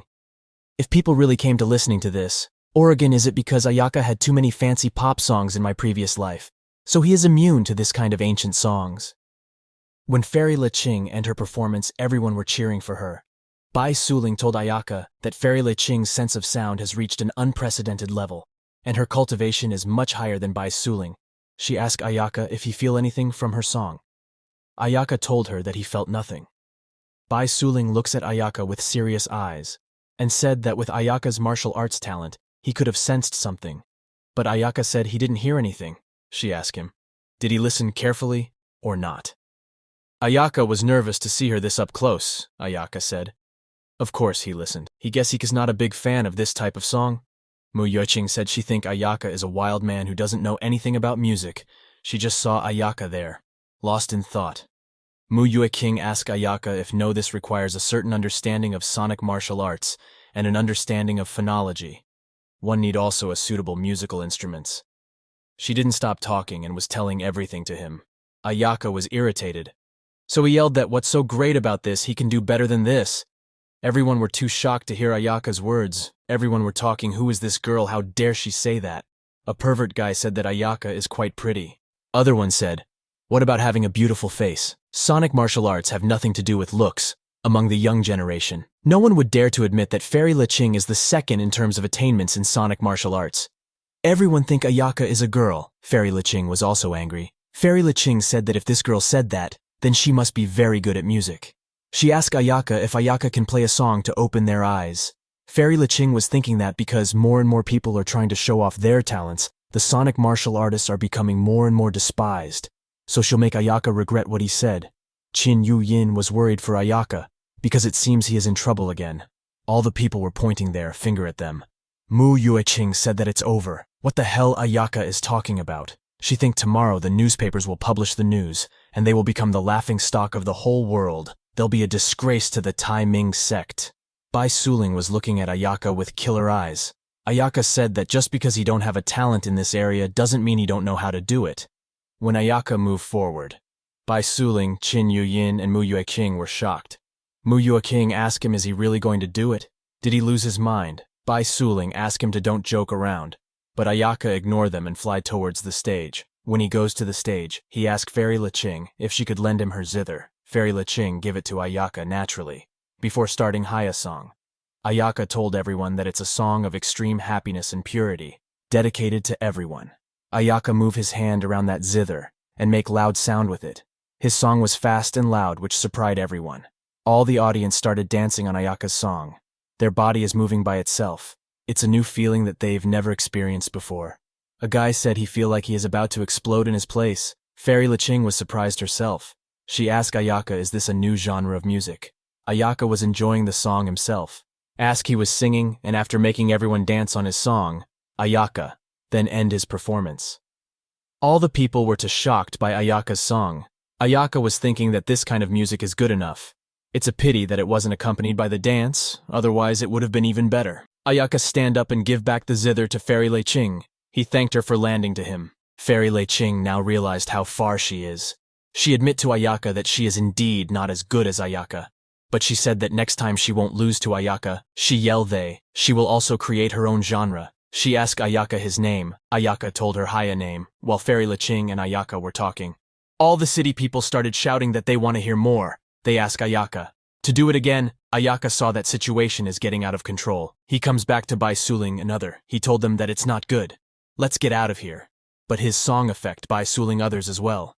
Bai Suling, while blushing, said, brother Ayaka, you are so skilled, she really want to listen to it again.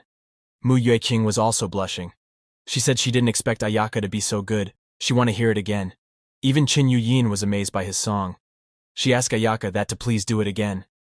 Ayaka realized that it's over because they all have been affected by the song.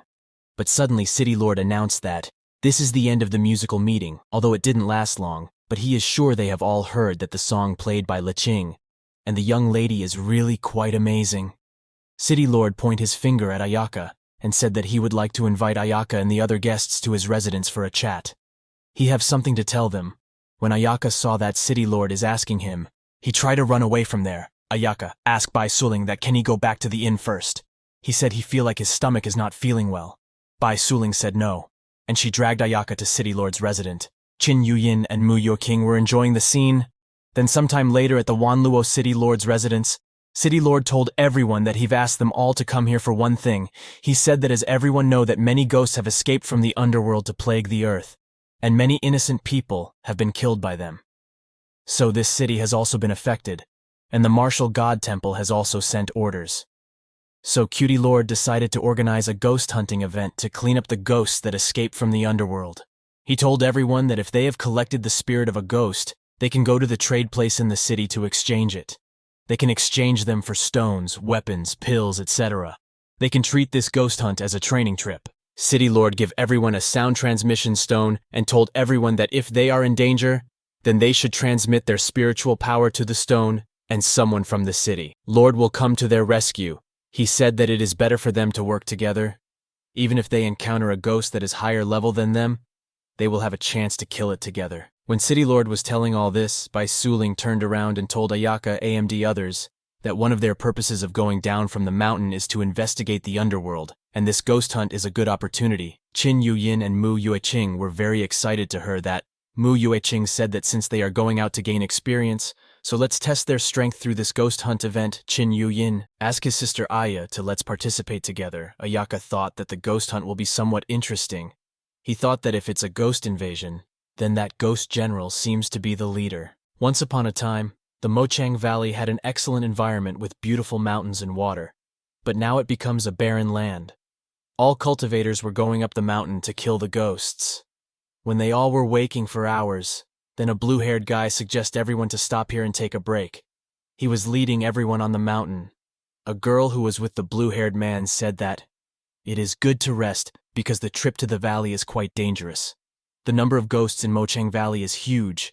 If they enter without adequate preparation, they will be eaten alive by the ghosts. Everyone sit down to rest in groups. A group of guys were talking that the number of ghosts in Mochang Valley is extremely high, although their level is not high, but the number alone is enough to make the average martial artist of the spiritual realm withdraw. A guy said he really don't know if being here is good or bad. On the other hand, when Ayaka and his 3 sisters were resting, that blue-haired guy comes to them, he greets them, and said he wonder where they are from. He said Jay would like to team up with them so that they can take care of each other when they enter the valley. Ayaka was annoyed to see him. It's so annoying that someone always treats Ayaka like a girl. Ayaka know that this guy thinks that they're full of women here, so he wants to join. But Ayaka don't have do anything because Bai Suling, who was behind Ayaka, looks at that blue-haired guy angrily, and she was holding her sword in her hand. She looks super scary. She told that guy that there is no need for that because the 4 of them are enough. They don't need to team up with others so he can go. That boy runs away from there when he see how scary Bai Suling can get. After some time of resting, it was time to go.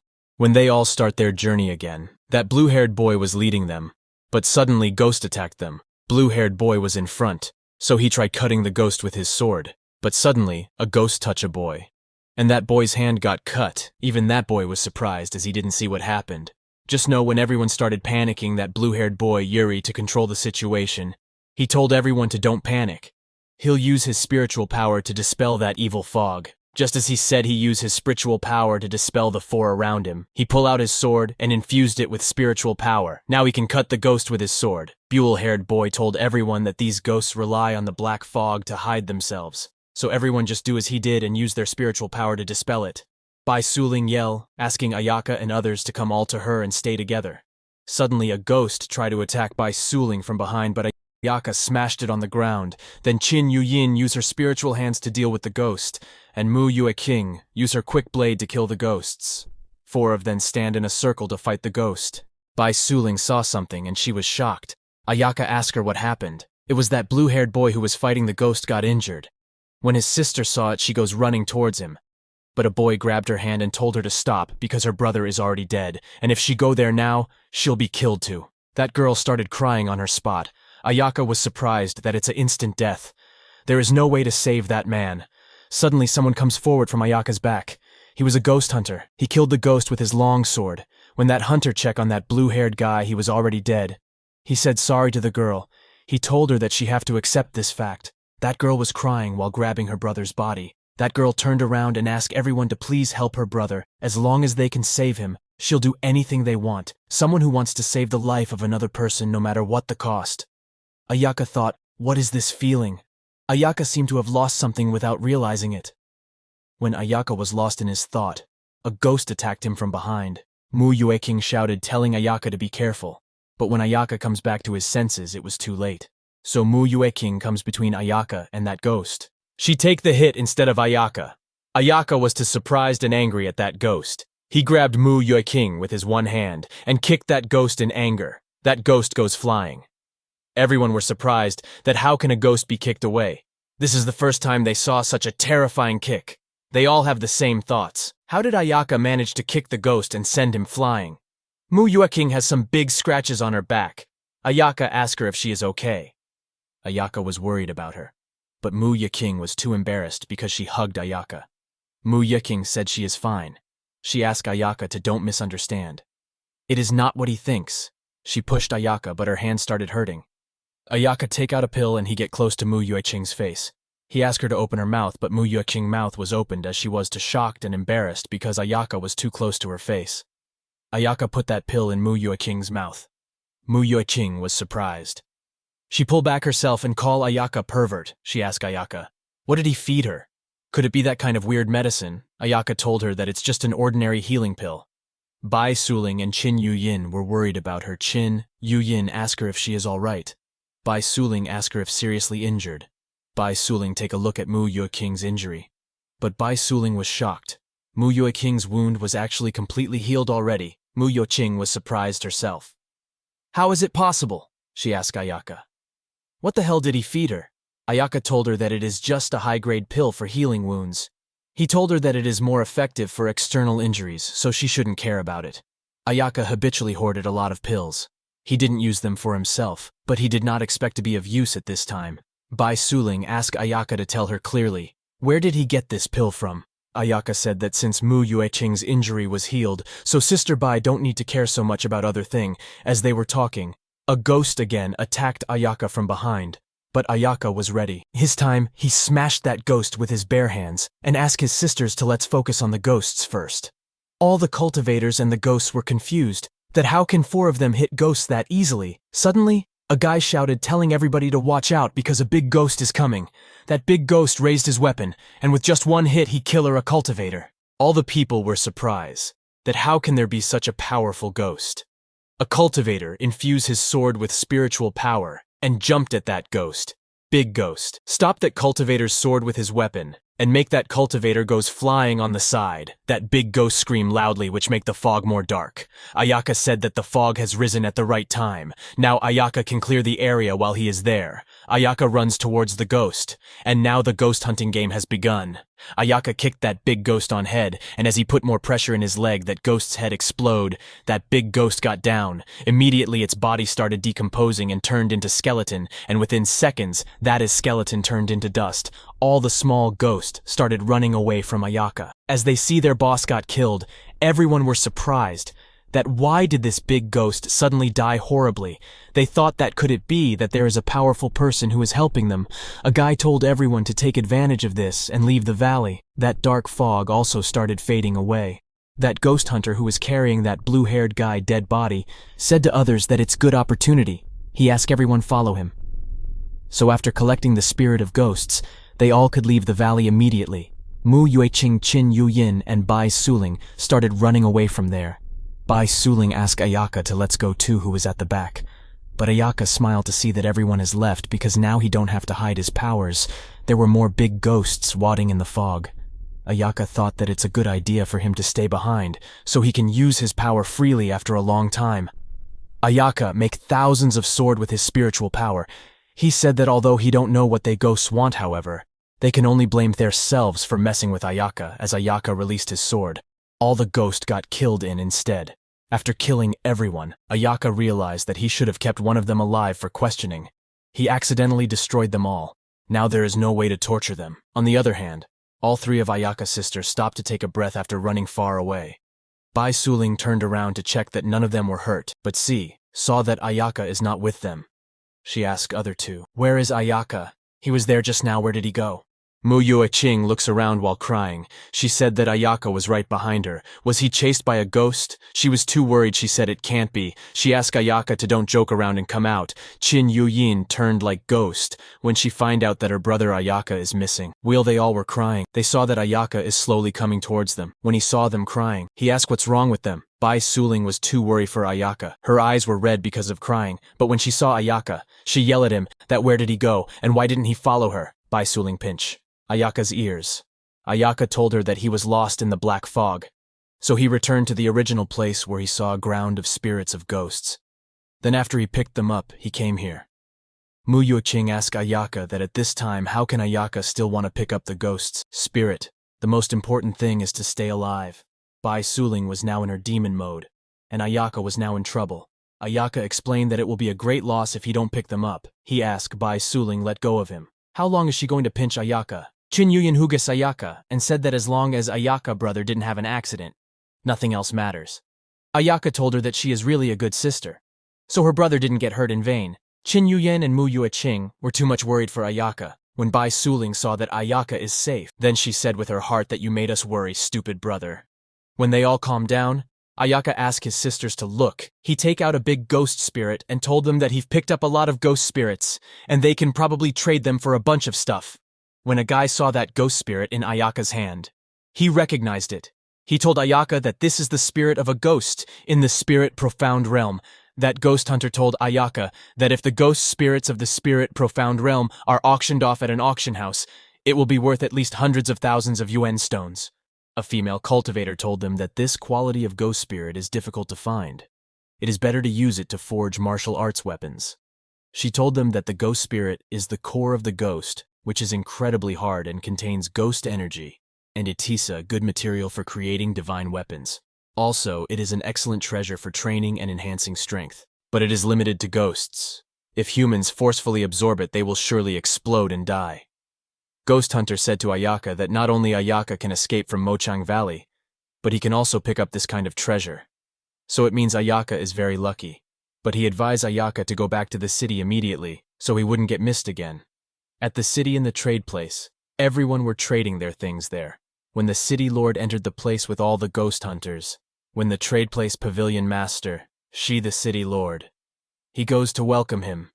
City lord told pavilion master that there is no need to be polite. He have come here to exchange items for those who have been instrumental in eliminating the ghosts.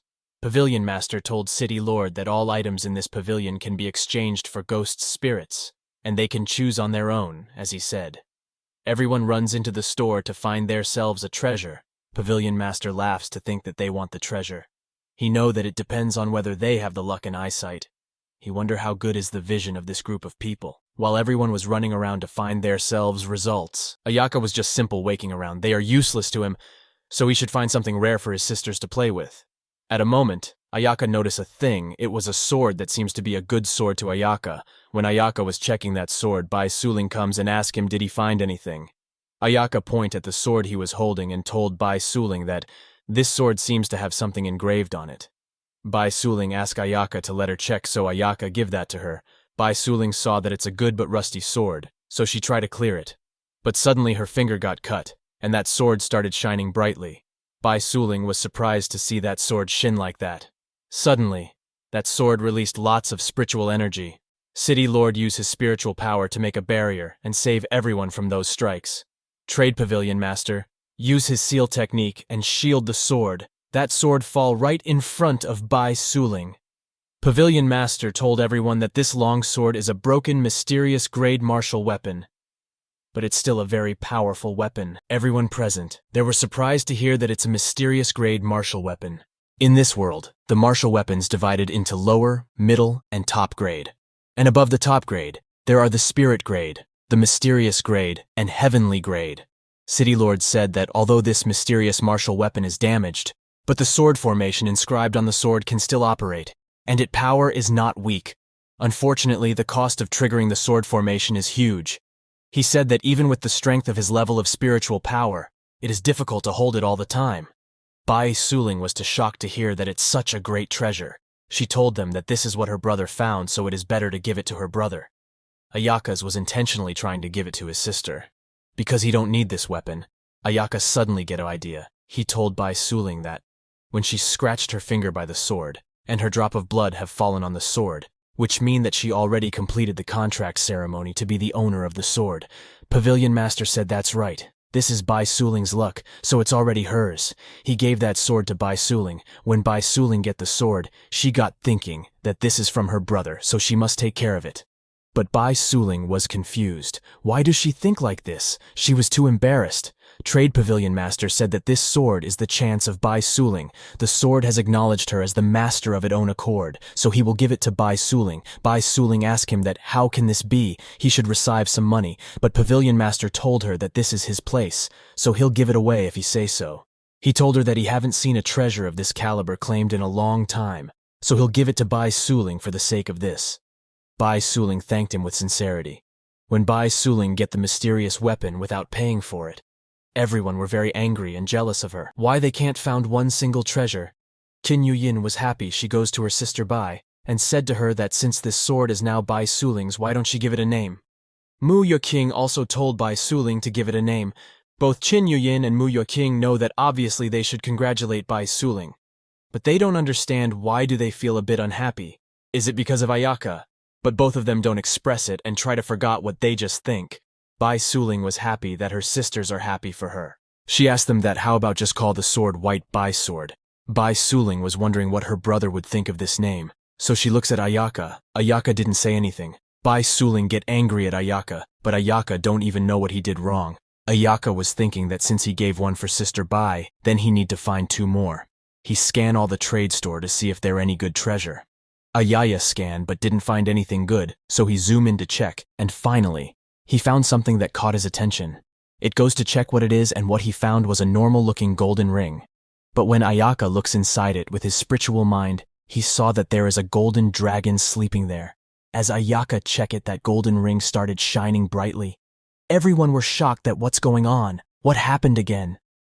But that light didn't stop until the golden dragon comes out of it. All the cultivators saw that the golden light was coming from that dragon. It's the second time today from something good, when that golden dragon comes out. It was only looking at Ayaka, turning his head, and told that golden dragon to go to Qin Yuyin, who was standing behind Ayaka. That dragon was not going to follow Ayaka's order, but when Ayaka showed it his spiritual power through mind, that dragon got scared. And as Ayaka said it goes to Qin Yuyin, that golden ring directly goes in Qin Yuyin's finger. Qin Yuyin's body started shining with golden light. She was floating in air and was shining too brightly when that light disappeared and she come on the ground. She directly goes to Ayaka. She was too embarrassed while saying that it seems she have robbed Ayaka of his treasure. Ayaka told Qin Yuyin that it's okay, she can just take it. City Lord asked Pavilion Master, what do he think? Pavilion Master with a sorrowful eyes told Qin Yuyin that this treasure recognizes its owner based on talent. Since it has chosen her, it means she have excellent talent, so just take it. He don't want the ghost spirit. Pavilion Master don't believe that Ayaka can pick up all the good treasures of Hid Mokok Pavilion. He thought there is no chance for a third time. Qin Yuyin called Pavilion Master uncle, and told him that she heard a voice, and this ring seems to be called the Heavenly Dragon Ring. Pavilion Master told Qin Yuyin that should be a message from the Heavenly Dragon Ring to its owner. Now she should know the effect of this ring. Qin Yuyin told him that the Heavenly Dragon Ring is inscribed with the dragon pattern. It contains the spirit of the dragon, which will protect the master at all costs when the master is in danger. It seems to be a mysterious martial weapon, and that's all. Everyone were too shocked, but they all were also very angry at Ayaka. They all runs where Ayaka was because thinking that all the good stuff here is inside that pile of trash. Ayaka smiled to see them. A guy picked up a sword and said that this must be a great treasure, because he felt the hidden power. That boy was getting happy to find it, but when City Lord looks at that sword, he told that boy that this is an ordinary longsword. That boy turned stone when he heard that. Then, while everyone were fighting over things, Ayaka was looking at a specific closet. Ayaka called Mu Yueqing to come here for a moment. He gave a transparent cloth to Mu Yueqing and asked her to put her spiritual energy into it. As Mu Yueqing put her spiritual energy in it, Pavilion Master also looks at Mu Yueqing, thinking that this guy didn't find another treasure, did he? He thought that it's not possible, but he was too shocked to see that the cloth Ayaka give to Mu Yueqing started flying in sky while glowing. That cloth choose Mu Yueqing and cover her. Mu Yueqing was too surprised. She told Ayaka that this is Bixing Heaven Belt, a mysterious grade martial weapon. Everyone were sad and mad at Ayaka. Ayaka act like he is surprised and said he is so lucky today. He was happy that he did it 3 in a row. Pavilion Master was controlling his anger. He said that Ayaka really lucky, but he want Ayaka to get the hell out of here, because Ayaka will make him lose his mind. On the other hand, at the ghost hunting mountain, someone was looking at the dead ghost bodies. It was a purple-haired girl. She said that this person was able to destroy such a large number of ghosts with ease. It seems that this person is not simple. The martial world has changed since the appearance of the ghosts. There are so many interesting people in the small city of Wanluo. She smiled and said that they all have to do their best to please her, while that woman is now going to enter Ayaka's life. Some other villains were coming together to kill Ayaka. Their thought were that old man, the god of martial arts, can't stop them. But there's someone who's even more troublesome than the god of martial arts. He's the martial emperor, Ling Shu. When Thwai were suppressed by Ling Shu and hid in this hidden sky ridge, they have been unable to swallow this anger no matter what. But they thought if they join forces, they can definitely succeed. They thought that if they kill Ling Shu, the Eastern God's martial world will be in their hands. On the other hand, when Ayaka get the weapon for all her sister, they all left. Qin Yuyin said bye to Pavilion Master. Pavilion Master was very angry, but don't express it. Ayaka said that this is the first time he came across such a generous store, and there are so many treasures here. It is really great. He give Pavilion Master full praise. Pavilion Master get more angry, but he couldn't do anything. He thanked Ayaka for his kind words. He said he will welcome them on their next visit. Even City Lord couldn't control his laughter. Pavilion Master want to shouted that Ayaka made him lose a lot of money. And now Ayaka come to piss him off with his words, just hurry up and get the fuck out of here. But as he have to give face, he didn't say anything. Ayaka said that the pavilion master very kind, but he can rest assured Ayaka will make sure to visit him more often, pavilion master. Get too deep in thoughts when he hear that Ayaka will visit him again. This time he didn't thought about his image and shouted, "Get the hell out of here!" He closed the door. In front of Ayaka. Ayaka was confused that the one who said he will give it away for free was pavilion master. So why is he angry? Suddenly Fairy Liqing also comes there, and when she see Ayaka she said, "What a coincidence," she asked Ayaka, "did he return just now?" A blue-haired guy was behind Fairy Liqing. He comes forward and give a flower to Ayaka. He said this is a gift for a beautiful girl like Ayaka. He tried to look cool, and told Ayaka that his appearance and temperament attracted him. He is a disciple of the Bihai Union sect, Durufeng. As Ayaka get the flower, Durufeng grabbed Ayaka's hand and asked Ayaka his name. Ayaka was now very angry. He was rubbing Ayaka's hand and he said that Ayaka is like this flower, too beautiful. Fairy Liqing tried to stop her brother, telling him to don't be so rude. But his brother goes flying. She was little late because punched him. Ayaka told him that he is a man. Next time if he dare to say that Ayaka is a girl, he'll blow Durufeng's head off. First Durufeng was in shock, but when he saw Ayaka who looks like a fears animals, he was too scared. He hid behind his sister, Fairy Liqing. Fairy Liqing. Them calm her brother. Then she apologized on behalf of her brother to Ayaka. Just now her brother lost his temper. She told Ayaka that Ayaka look is really beautiful. That's why her brother has mistaken him. But he really didn't mean to offend Ayaka. Bai Suling, while hiding her laughter, said to Ayaka that since Ayaka has been treated like a girl more than once or twice, so he should have gotten used to it. Why is he so angry? Mu Yueking said. That's right. That's how Ayaka fooled her in the first place. Ayaka was now nervous. He told Mu Yueking that she misunderstood that time. While they all were talking, a guy comes and asks them that which sect they are from. He said that Lei Qing and Durufeng are his friends. They are fated to meet, so why don't they get to know each other? He is Zhou Xiao, the second prince of the Tianzhou dynasty, Ye Du of Poison, demon sect disciple, and Yan Lai of Great Sun, ancient kingdom, were also there. Bai Suling greets them and told them that she is a disciple of the Tai Ming sect, and these are her fellow disciples and siblings. Zhou Xiao asked Bai Suling if she have heard that the demon sect has returned to the world. Bai Suling asked him if he find traces of the demon sect. She asked him if this is true. The demon sect has never appeared since a long time. Yan Lai said that it's not easy to say. When the devil sect was at its peak of power, it was on par with the powerful sects, and its members were all ruthless people. The god of martial arts, Wu Shen, also tried to suppress them, but at that time the demon sect suddenly disappeared, and this time they reappeared in this world. They must have an ulterior motive, right? When Ayaka heard about demon sect, he was surprised. Bai Suling asked Ayaka if he ever heard of the demon sect, although it is called the demon sect, but it actually does not do anything harmful to the world. It's just that the demon sect cultivates a strange and cruel martial arts techniques, and its power grows too quickly. Since Wu Shen was afraid that they would affect the balance of the martial arts world and tried to suppress them, the demon sect has rarely been seen in this world. Ayaka thought that Wu Shen is a bastard, because Wu Shen is afraid that the development of the demon sect is too strong to affect his position. Durufeng thought and said that compared to the demon sect, the threat of the ghosts is the most important problem for them to solve. Every dead person's body was turned into a dry corpse, leaving not a drop of blood on their body. Only the lower level of ghosts eating people, while the higher level of ghosts never eat people. They only absorb ghost energy. But they've never heard that ghosts can suck blood.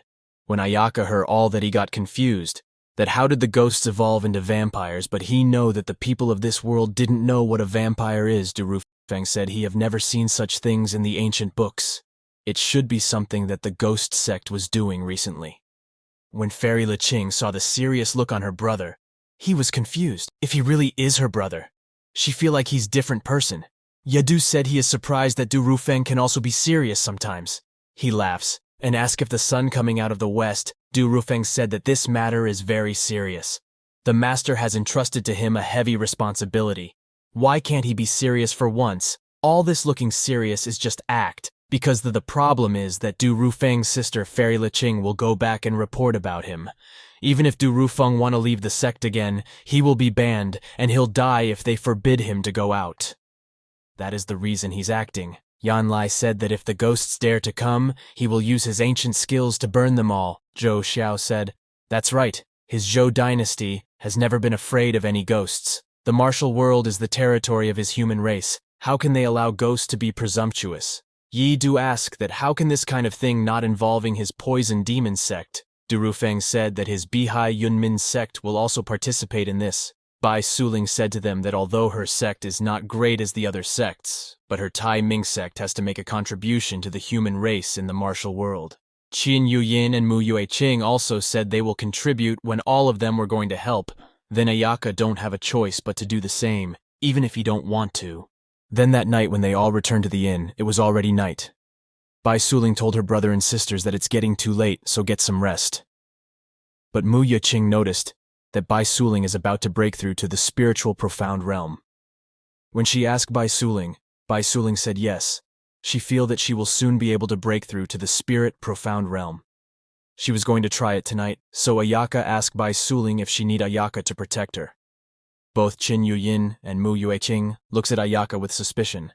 Qin Yuyin directly asks Ayaka that Ayaka don't want to take advantage of Sister Bai when she is breaking through the realm, do he? Ayaka was shocked. He asked her what is she talking about, but both Bai Suling and Mu Yueqing were now more suspicious of him. Bai Suling was going in her room without saying anything, but Ayaka tried to stop her saying that. It's not true, he really didn't mean that, but she did not stop. Then when Ayaka goes in his room, it was very boring. He can only lie here.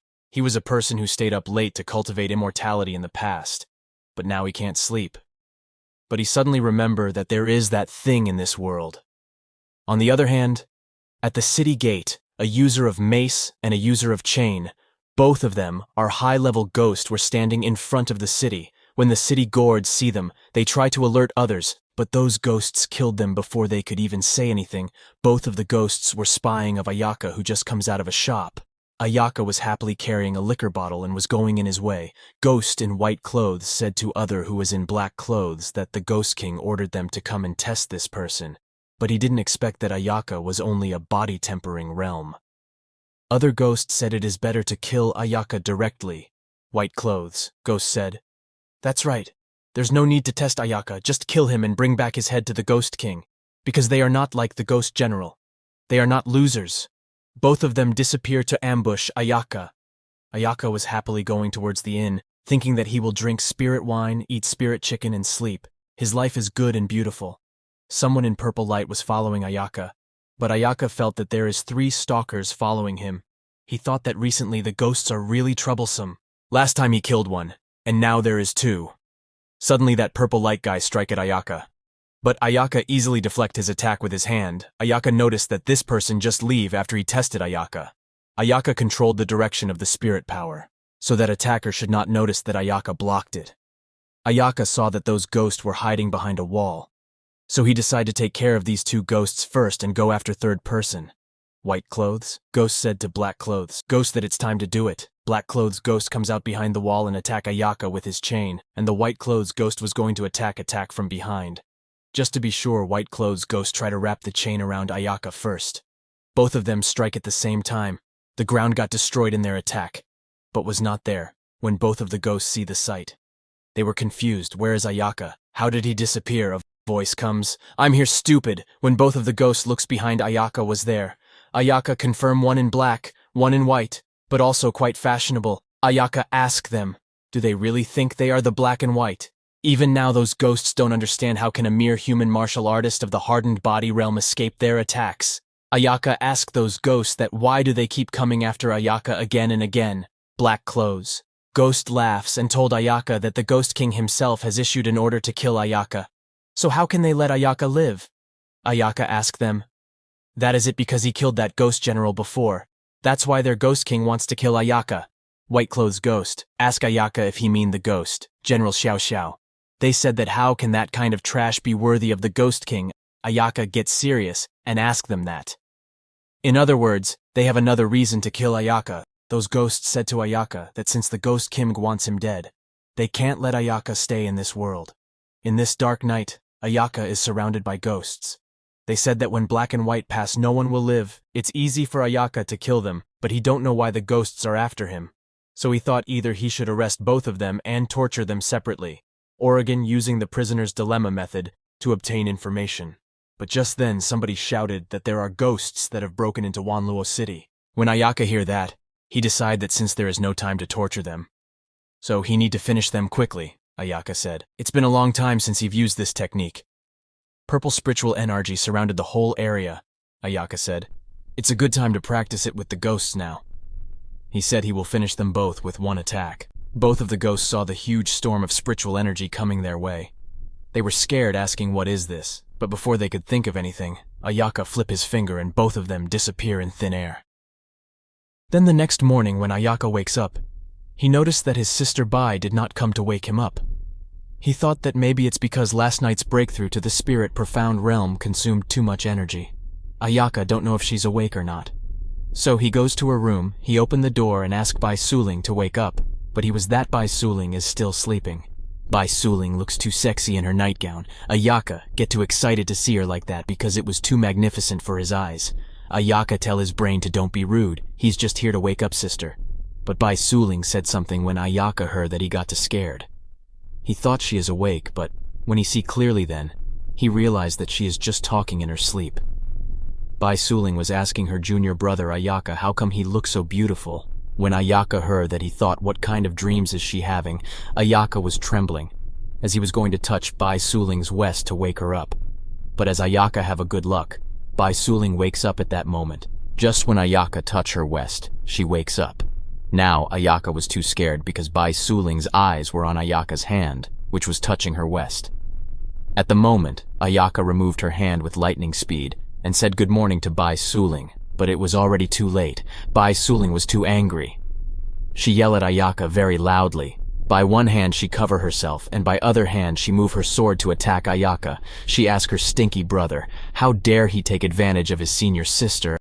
Ayaka was dodging her attacks while telling her that he really just want to wake her up in an innocent way. When they were making loud sound, inn owner said that nowadays young people don't stop even early in the morning. At the same time at the drunken fairy house, that purple-haired demon girl asked her subordinate if he contact Ayaka. Demon boy who sell the liquor to Ayaka last night told her master that he've been in contact with Ayaka and there seems to be nothing special about him. Demon girl told him to keep watching Ayaka. She was thinking that this information is also too simple. It only says that Ayaka is a new disciple of the Tai Ming sect, but nothing else. It's like that then. Who was the one who stopped her strike last night when she attacked Ayaka? She never thought the situation would be so complicated. Demon boy again comes and told her master that Ayaka is here again. She told Demon boy to try it out and see if he can get anything out of Ayaka, and if not, he know what to do. Boy said yes, he understand. Demon boy was walking down the stairs while thinking that each one of the 12 demonic sects are not supposed to be messed with. He is just a faction master of the 72 factions. He is no better than a mole in the eyes of these high and mighty people. When that boy see Ayaka there, he asked if he is Mr. Ayaka. He told Ayaka that he is the owner of the drunken fairy house. He said, "Want to make a friend with Ayaka? If Ayaka is willing, all his future expenses at the drunken immortal house will be free." Ayaka told him that there's no such thing as a free lunch, and he don't remember being so famous. However, when Ayaka thought about free spirit, chicken and spirit wine water comes in his mouth. Demon boy told Ayaka that he don't have to hesitate, he don't mean any harm, and Ayaka to please come with him. Ayaka make dishes. He told Ayaka that he know Ayaka like the food of his place. As Ayaka was drinking and eating the food without any care, Demon boy asked Ayaka that what's his purpose in visiting Wanluo City. Ayaka was drunk. He laughs and told the demon boy that it's really not a big matter. He followed his sister. He came here for a trip. As Ayaka was talking, he fell asleep on the table. Ayaka was drugged and lost consciousness when he eat the food. Demon boy said that Ayaka is so good looking. His skin is better than a woman, but it's a pity that the master is interested to him. Demon boy told another boy to go and carry Ayaka to the woodshed first. He'll report to his master first. That other boy carry Ayaka and leave the room. But both of them don't know that Ayaka is awake. On the other hand, in the forest, that yellow-haired girl who sent ghosts to kill Ayaka was very angry. Suganda was also there. He asked her that what is the point of being angry. That girl was angry because the aura of the 2 black and white ghosts has completely disappeared. He is afraid that they're dead. 3 members of her ghost sect were killed, and she don't know who did this. She asked Sugandao if it could be Ayaka. Sugandao told her that although he think Ayaka is not simple, but it is also impossible for Ayaka to kill the 3 ghosts. How can a body-tempering realm crossing several realms? This is not very realistic. Yellow-haired girl told Sugandao that there's one thing Sugandao need to do now. At the same time in the woodshed where Ayaka was acting like he is unconscious. That girl goes to Ayaka and slowly call Ayaka's name. Ayaka don't react, but he was embarrassed because that demon girl is slowly undressing Ayaka. Ayaka don't know what she want from him. Ayaka get more embarrassed as she started touching Ayaka. She touched Ayaka's face and said, she is really curious about Ayaka. How did Ayaka kill the ghost general with his tiny body and strength of only the tempered body realm? While touching Ayaka's legs, she asked him what kind of grudge do we have against the ghosts. Ayaka was surprised that how did she know that Ayaka killed the ghost general. She asked Ayaka what secrets is hidden in his body. That demon girl told Ayaka to just stay still and let her get a good look at him. That woman was trying to search Ayaka's consciousness. So Ayaka let her feel what it means to be agitated. Ayaka just used little bit of his power and that girl fall back on the ground. She was too embarrassed because she find out that Ayaka didn't faint at all. Ayaka, while putting his clothes on, asked her that. Who told her to do something awkward to him in the first place? And if she did, then don't blame him. He didn't take advantage her. Ayaka looks at her to ask, that isn't that good? He didn't do anything to her. But Ayaka was shocked. That girl was trembling while blushing.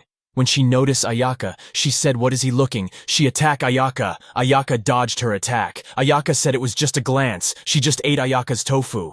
And he still haven't settled the score with her. Demon girl get more angry. She start attacking Ayaka non-stop, asking him who wants to eat Ayaka's tofu. She called Ayaka shameless as Ayaka was dodging her attacks. But when Ayaka moved to dodge her attack, she sneak attack at Ayaka. But Ayaka immediately fall back with lightning speed. Demon girl was too stunned that how is it possible? She is at the Emperor realm who is close to a martial saint realm. She asked Ayaka if he really in the body tempering realm, because Ayaka's speed is actually faster than hers. But Ayaka was angry. He called her crazy woman and said that. Not only she did drug Ayaka, she even put her hands on him. He asked her what the hell does she want? Do Ayaka even know her? When demon girl hear Ayaka, she said to Ayaka that suddenly she feel like Ayaka is very similar to a person. She jumped and goes behind Ayaka before attacking Ayaka. She told him that he, a person she hate the most, Ayaka turned around to stop her attack. But what Ayaka stopped was very soft like jelly. Ayaka accidentally grabbed her melons. She was too embarrassed. And Ayaka was blushing to thinking that their size are so big. Demon girl slaps Ayaka on the face, and Ayaka goes flying and hit the wall. She was too embarrassed. She covered herself and said that, as the master of the other side demon sect, she have suffered such humiliation from Ayaka, so Ayaka deserved to die. When Ayaka heard the word other side demon sect, Ayaka said he was wondering why does she look familiar. That's because she is the disciple of the crazy old lady. The story goes back several years ago. Ayaka was running away because someone was constantly attacking him. That was a demon girl just like the girl who is fighting Ayaka now. She point her sword at Ayaka, aimed to ask him how dare he offend their demon sect. Ayaka was wearing a fox mask at that time. He called that woman crazy. He asked her, why did she suddenly hit someone? When Ayaka called her crazy, she get more angry. She told Ayaka to don't even think about running away now. She released her demon aura. When Ayaka looked above, he saw that there is an energy formation there. That demon girl said that Ayaka can't escape from her formation anymore. But Ayaka just used his strength to jump and escape from her formation. Demon girl was very angry that Ayaka ran away. Ayaka run away from her. But he remembered the little one who was always following the old woman's ass. He can't believe she's already so big in many various ways. When Ayaka was thinking all this, that demon girl get more angry. She asked how dare Ayaka look at her, she will ruin Ayaka's eyes. That girl covered the whole room with her demonic energy, and demonic energy was surrounding Ayaka, but Ayaka simply grabbed the demonic energy with his hand and destroyed it. That demon girl asked Ayaka again that just what the hell is he, what is Ayaka's origin, because Ayaka was unscratched. Even after all this, Ayaka told her to take it easy, and let's have a good conversation. He told her that when she looked like this, it's difficult to continue. Demon girl fall on the ground, and her face turned red. As she was feeling hot from inside, she called Ayaka lecherous thief, shameless nasty lecher. She asked Ayaka that what kind of dirty trick did he use on her.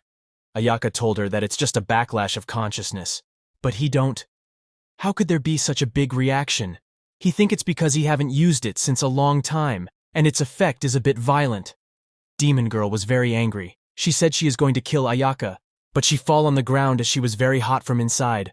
When Ayaka saw her like that, he thought that it is better to leave her alone for the time being, and run away. Ayaka run away from there, saying goodbye to her. Demon Girl was very angry at Ayaka. She said that even if Ayaka flee to the ends of this world, she will hunt him to death. Ayaka runs away from her, and handed over to the inn. He was not happy to remember that back then, that crazy old woman chased him for 3 days. At that time, even he could not underestimate the power of the demon sect. But now it's her disciple's turn to be the head of the sect. He was surprised at how time has changed. He was drinking the alcohol he got from there. Ayaka knows that there are 12 demon sect masters under the demon sect. Each one of them has extraordinary strength, and the martial arts techniques they cultivated were bizarre and unpredictable. There are 36 hall masters, and the top 12 hall masters are all close to the emperor realm, while the remaining hall masters are all at the martial king level. The faction masters of the 72 factions are mostly at the spirit profound realm, hidden in various parts of the martial world and mainly responsible for collecting information. But Ayaka can go in and out of the demon sect as he please. He just love when they get so angry and can't catch him. He go back to the inn and look for the girls. Inn was full with customers. When Ayaka looks at them, they somewhat look suspicious to him, but he ignore it. He thought it is better to go to the girls first. He thought his senior sister should have calmed down. But when he was going to his room, he saw that all his sister's room doors are still closed. Have they all gone to bed, but the sun hasn't set yet? He opened the door and called his senior sister, but she was not there. He looks for Yu Yin, saying that her handsome brother is back, but he couldn't find her. He was confused. Where are they? When he looks in the hallway, he was clam. But suddenly, within a second, many assassins attack him. They all strike Ayaka with their weapons. But right before their weapons could touch him, he turns around with lightning speed and cut down all the assassins with his invisible spiritual sword. Ayaka was so angry that the aura around his started looking like darkness. He asked the assassin leader, did he take away his sisters? Ayaka told assassin's leader to come out, because he is not in the mood to play cat and mouse game. Assassin's leader laughs and asks Ayaka that he just killed some trash. How can he dare to speak so loudly? And what cat and mouse game? Ayaka is the poor mouse that got caught. He should understand the situation he is in. Ayaka asked him that in broad daylight. How dare he do this? Isn't he afraid of the guards of Wanluo City, when the assassins who were on the ground? Here Ayaka, they thought Ayaka is pretending to be strong and expects the guards to help him. Assassin's leader told Ayaka that all the people in this inn are with them. Also, he set up a concealment formation. Everything that happens inside the inn, the outside world will not know. So be a good boy and give up your life. Ayaka completely ignored his warning and ordered him to bring his sisters back immediately. Assassin's leader asked Ayaka, who is he threatening? When he catch Ayaka too, he'll have a good time with him. Assassin's leader was a pervert. He said he liked to conquer Ayaka the most, but it's a pity that Ayaka is bit flat. Ayaka breathe in and clam himself. He told Assassin's leader to don't blame him for seeking his own death. Ayaka jumped from the first floor and goes to ground floor. Ayaka saw that there is a illusion formation. He said it's just garbage tactics. Ayaka disabled that formation and destroyed it with his power. They seem to be quite well prepared to Ayaka. From the moment he stepped into the inn, the formation has begun, and the guests were illusions. The inn was all clear and quiet. The assassin who was controlling the formation told his brother that Ayaka has broken the illusion formation. He was confused. How is that possible? Assassins comes out of hiding and surround Ayaka. There were tens of assassins. Assassin's leader comes out of the dark. He was hiding on the second floor. He told Ayaka that just because Ayaka broke the illusion formation does not mean that he is powerful. The illusion formation is just a means to avoid people's eyes and ears. And today, don't even think about taking a step out of the inn. Ayaka laughs and told him to don't worry. He don't want to go out either. Demons appeared there with scary dark aura. All the assassins feel like they are in ancient demonic ruins. The demons there were chanting some kind of spell. All the assassins fall on the ground. They were having headache. The assassin's leader recognized that as spell. It was 8 magic curses. Ayaka if he is from the demon sect. Ayaka was intimating the aura of great demon. He told assassin's leader that whether it's true or not, what's the point of telling him anyway? He is about to be a dead man. Assassin's leader tried to resist so he could tell his clan. But Ayaka's demonic energy grabbed his neck and killed the all assassins. Ayaka was releasing lots of spiritual energy. Within seconds, he cleared all the assassin's body and all his demonic energy, and with a clap he ended everything. He goes and opens the basement where all the inn workers were hostage. Ayaka smiled to see them. When he untied them, they all get on their knees calling Ayaka His Excellency, and started thanking him. They said that if it weren't for Ayaka, they would be dead. Ayaka told shopkeeper that there is no need to be polite. It's just a small favor. He asked them to just cooperate with him a little. Then sometime later, Bai Suling opens her eyes. She saw that she is sleeping in the dining area of the inn. She saw that Ayaka is back. She asked him that why is she here. She clearly remembers she was chatting with Yueqing and Yonan in the room. Ayaka told her that he just came back from outside, and he saw the three of them sleeping here. Ayaka gives signal to shopkeeper. Shopkeeper told her that this gentleman is right. All the other guests have left. He was just about to wake them up. Bai Suling thanked the shopkeeper. Qin Yuyin and Mu Yueqing also wakes up. Ayaka looks at Bai Suling and told her that she have broken through. Bai Suling looks at him all blushing. She said, "It's a smooth breakthrough." Both Mu Yueqing and Qin Yuyin congrats her. Ayaka also congrats her for her breakthrough. Originally, it was difficult for her to break through, but Ayaka didn't expect it to go so smoothly, he thought. Could it be that the pills has the effect of helping breakthrough? He need to get some of it later. On the other hand, at the City Lord's palace, City Lord was very angry when he found out that someone attacked in his city. He was angry that this Yin killing sect is too bold. How dare they sneak into his Wanluo city? City Lord knows that Yin killing sect is doing things insidiously and ruthlessly. They killing people by any means. They accepts employment from anyone. They will do anything for money. Heavenly treasures, UN stones, advanced martial arts and techniques, greedily and violently seized. Although not as powerful as the demon sect, they are as disgusting and annoying as rats in the gutter. City Lord order his subordinate to check where they are. The Yin killing sect has entered their city. How can they allow them to do what they want? Because this group of shady people must have an ulterior motive. Assassins told the man who sent assassins to kill Ayaka that all the assassins are dead. That man get angry that all those assassins can't even kill a small martial artist of the body tempering realm.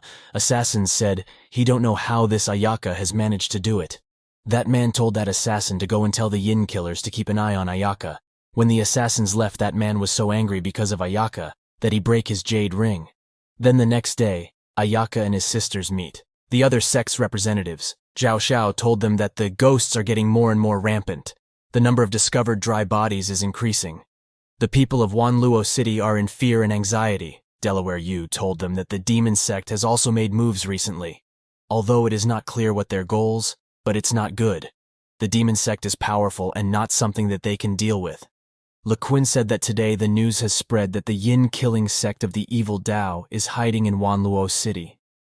Many people have already died by their hands, and with the ghosts ravaging the area, it really made things even worse. Bai Suling was confused that why did the Yin killing sect appear in Wanluo City? Ghost sect, demon sect, and Yin killing sect are three forces gathered in this place. What is happening in Wanluo City? Maybe there is some connection. When Bai Suling was talking seriously, her serious face looks too attractive. Ayaka could not take his eyes off her. When Mu Yueqing saw it, she pinched Ayaka in anger. Ayaka. As her why is she pinching him all of a sudden? There is no reason for her to do that.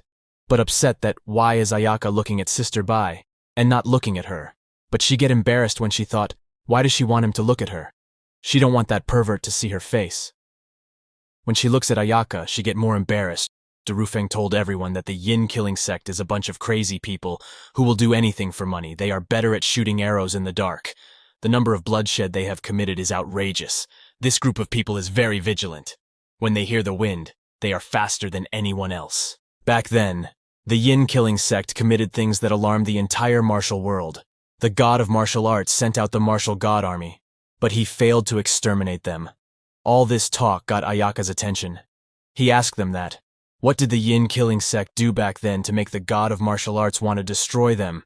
Durufeng told him that 10 years ago, the Yin killing sect poisoned a city and killed all its people. 100,000 people were killed. None of them survived. Those beasts didn't leave without killing each and every one of them. They have no sense of humanity. The martial god sent out the martial god army, and most of the Yin killers were killed or wounded. But there were still a small number of people who went into hiding. After that, the god of martial arts strengthened the guarding of the martial world cities, and the big cities would send martial emperors and martial saints to guard them to avoid the return of the yin-killing sect. The god of martial arts has sent people to track down the remaining members of the yin-killing sect and to find out the truth behind the poisoning of the 100,000 people. But there's not even a single clue. All of those who knew the truth were exterminated. Bai Suling gets scared when she hears that they poisoning more than 100,000 people. She said that's cruel and unconscionable. Mu Yuqing was scared. Qin Yuyin hugged Ayaka. Ayaka said this yin-killing sect is indeed heartless. Ayaka hid his anger because this yin-killing sect seems to have set their eyes on him and his little sister. He knows that it's hard to guard against hidden arrows. When they all were talking, someone interrupted them. He said that the Lord of Wanluo City will continue to investigate the news of the ghost sect and entrust that to capture the yin-killing sect. They may be able to investigate the connection between the ghost sect and the yin-killing sect. Bai Suling asked him who is he. He said he is here from the Xuanji sect, and his name is Dao Xuan. Zhao Xiao greets Dao Xuan and said that the 3 immortals of the Xuanji sect are known as Wanchen. He said he've heard so much about Dao Xuan. Dao Xuan also greets them and said that rumor has it that the second prince Zhou Xiao of the Tianzhou dynasty is the one whose spear has moved the 9 heavens. He have also heard a lot about Zhao Xiao. Bai Suling was happy thinking that these people are all at the top of the list of heavenly talents. They are very strong and can be trusted. Ishe just need to protect her brother and sisters. Then at night, an assassin asked him, Master, that there are guards outside. Is he sure that is the right time to move? His master smiled and said that all the people they sent to spy on Ayaka have disappeared for no apparent reason. It means he didn't care. Assassin asked him if he is saying that someone is secretly protecting Ayaka, so he need to draw out the person behind Ayaka. His master told him to go, don't get caught up in the battle, and report back quickly when he have any information. Bring the yin-killing sect with him. They can't let them go without finishing their task. On the other hand, at the inn, Qin Yuyin goes in Ayaka's room. She was shaking in fear. She asked her brother Ayaka, can he sleep with her tonight? After hearing what they said during the day, she was a little scared. Yesterday, she fell asleep at the inn and couldn't remember anything. She had a nightmare, it seems, that they were taken away by the bad guys. Then Ayaka saved them. Ayaka was surprised but didn't show it. He lifted Qin Yuyin in his arms, put her on bed. He gently pet her and said, silly girl, don't think about it. He told her to go to sleep. He'll stay with her. He remembered when he was in the mountains. She used to come and sleep with him all the time. Ayaka put her to sleep. Ayaka get too angry. He thought that all those years he lived in seclusion in the mountains. All kinds of demons and monsters have emerged. The king of hell is not here, so the devils are revolting. Suddenly he hears something. It was someone's footsteps who was coming towards the inn like assassins. Ayaka stand up and put on the fox mask. He said this also saves him the effort to find them. If Wu Shen cannot deal with them, then he Ling Shu will exterminate them all. Assassins stop in front of the inn. Assassin's leader laughs and asks that this body-tempering realm martial artist, is there any ability to make him across the realms of the peak of Martial King realm? He orders other assassins to go inside first. Assassin said, it's not that he don't want go in, but that Ayaka is really weird. Assassin's leader asked them that they work for the yin-killing sect. Don't they always sell their lives when they get paid? Why do they regret it now? He looks at them with anger, and told them that since they don't want to work for his lord, so there's no reason to keep them alive. But that assassin's leader gets surprised when he hears someone's voice. That unknown person asks him he is going to kill them before their business is done. Assassin's leader released his aura and shouted, who is it? He asked that people to show himself, don't play games with him. That assassin's leader was shouting, but he was scared inside because he can't feel this person's presence. He don't know how is that possible, and what is this person's level. He warned that unknown master to don't hide in the shadows. Otherwise, just when he said that, a reply comes from other side asking him otherwise what would he do. Assassin's leader looks at the side where that voice comes. He saw that there is a fox mask man sitting on top of rooftop. His big hair was flowing with wind, and he looks like dangerous. This is Ayaka, our main character. Assassin's leader greets and asks him who is he. He said he don't think he have any grudge against any master. Ayaka asked Assassin's leader to think about that for a moment. What has the yin-killing sect done lately? He told him to take his time and think it through. Assassin's leader replied that Ayaka probably mistaken about something. How could they be from the yin-killing sect? Everyone like yin-killing sect should be punished for their evil deeds. While he was saying that he was using his spiritual power, Ayaka asked him who is he trying to fool. Where is his quality as killer? When Assassin's leader realized that he cannot fool Ayaka, Then he used his spiritual energy and throw other assassins at Ayaka. When both of the assassins were coming towards Ayaka, he only used his one finger. And with just that one finger, he unleashed his demonic energy. All the assassins got killed by that one attack. But that assassin's leader used this time to escape from Ayaka.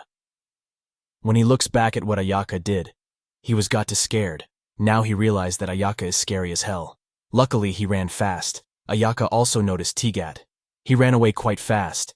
Ayaka said he'll see if he can escape from the palm of Ayaka's hand. Ayaka used higher control of the void and invisibility power. The martial arts path is to refine the chi and blood, condense the will, and discover the mysteries. If someone reached the peak of the martial path, he will be able to master the law, which is the use of the law of space. That assassin's leader was cursing his bad luck. He've met such a terrifying guy, and now his plan is ruined. It is better to survive than to think of anything else. But that assassin's leader was running too fast and didn't see in front. He hit a yellow shield. Aimed flew back. He was surprised because, as the assassins, it was impossible for him to not notice something in front of him. The thing he hit was Ayaka. Ayaka appeared there with blink of an eye. He asked Assassin's leader that where do we want to go if he is running so fast. Ayaka told Assassin's leader that he will take him to a more fun place. Ayaka used his power, and both of them got teleported from rooftop to a forest. Assassin's leader was too shocked to see someone using teleportation. Assassin's leader realized he is no match of Ayaka, so he get on his knees and ask Ayaka that, if he tell him the purpose of the Yin killing sect's presence here, will Ayaka spare his life. Assassin's leader thought that when he go back, he will pay back Ayaka 100 times over no matter who he is. Even if he is a martial emperor, or even a martial saint, in front of his lord they all are just a dead person. Ayaka said it's interesting. He told the assassin's leader to tell him about it. Assassin's leader told Ayaka that he is not a member of the Yin killing sect, but he is their employer. Of course, he is just an errand man, and his lord has sent him to work with these killers. Just as he said that, he get a solid hit on the face by Ayaka. Assassin's leader goes flying. What a lot of nonsense. Ayaka as assassin's leader. If he think Ayaka is stupid, he asked assassin's leader, who's his master? Assassin's leader's left side face was fully shallow. He said he don't know and got hit on the other side of the face. He asked Ayaka why did he hit him again? Ayaka told him that this way it looks perfectly matched. He told Assassin's leader to continue what he was saying. Assassin's leader told Ayaka that he was ordered to assassinate a man named Ayaka and the 3 women with him. He really don't know the exact reason. Maybe it's because he might get captured during this mission. In addition to his lord, there is another employer who is also involved. He don't know who is that person. When Ayaka hear that there is another person, he asks Assassin's leader who is that person. Ayaka have too many doubts. His sister and the girls are in danger, because the Yin killing sect can send just one assassin from the spirit profound realm to pose a threat to them. He again asked that assassin's leader tell Ayaka who is his lord, tell him everything he know. Assassin's leader told Ayaka that if he want to know the news of his lord, then Ayaka better go to the hell and let the dead people tell him. Suddenly someone sneak attack at Ayaka. When their blade hit Ayaka, there was a huge blast. 4 more assassins comes to that assassin's leader. Those 4 were as strong as that assassin's leader. Oh, a purple-haired assassin told assassin's leader that if they hadn't arrived in time, he would have died here. Other assassin told assassin's leader that the battle is over and the Lord is still waiting for him to return. Assassin's leader told them that this unknown master is not weak. He must be stronger than all of them. He is most likely at the Emperor realm. Other assassin told that assassin's leader that as long as they form a formation, they'll be able to defeat him. 2 sword wilder assassins told the assassin's leader to stop the bullshit. They just have to kill him. It has been too long since his sword has stained with the blood of a cultivator at the Emperor realm. On the other hand, when the smoke of that blast got down, Ayaka was standing there without a single scratch. Ayaka was looking at them with angry in his eyes.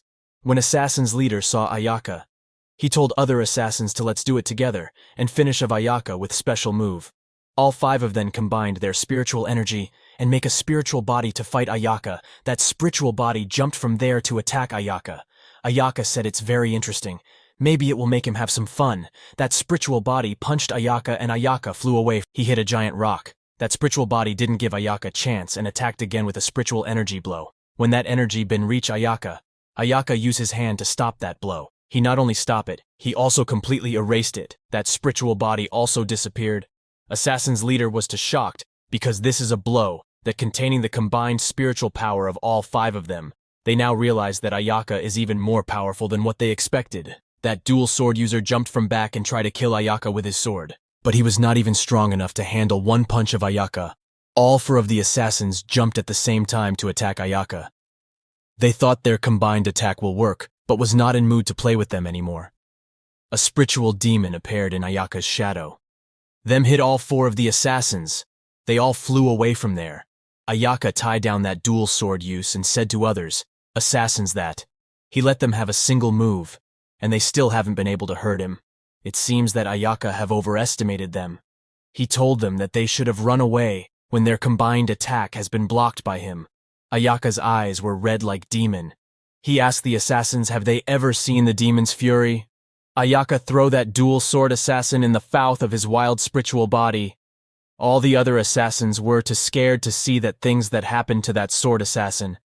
Ayaka's aura was not on rampage. He told assassins that he'll give them one more chance. They should use all their strength to please him. He told them that if they can push him one step back, he will spare their life. If they can't do that, they will only end up dead. All the assassins decide that they can only use that move. They decide to fight Ayaka together. All of them use their spiritual energy and make a spiritual tornado. That tornado goes forward and was about to hit Ayaka, but Ayaka was smiling to see it. That tornado hit Ayaka, and all space around Ayaka got covered by spiritual energy. All the assassins fall on the ground in exhaustion. They all want to know if they succeed. But when the smoke got down, Ayaka was still standing there without any scratch. He told them that they have some skills. Ayaka looks below. He was at the same spot where he was before. He didn't move an inch. All the assassins were shocked that how is it possible? The 4 of them together couldn't even push Ayaka a half step back. Ayaka told them that it's a shame that they failed in the challenge. So the punishment begins. Ayaka flicks his finger, and all 4 of the assassins get burnt in Ayaka's demon dark fire. Ayaka said that in the end, he didn't get any useful information. However, now he know that there will be more trouble in the future. He decide to settle the grudge with the Yin killing sect later. Then next day when Bai Suling wakes up, the first thought that comes in her mind was weather.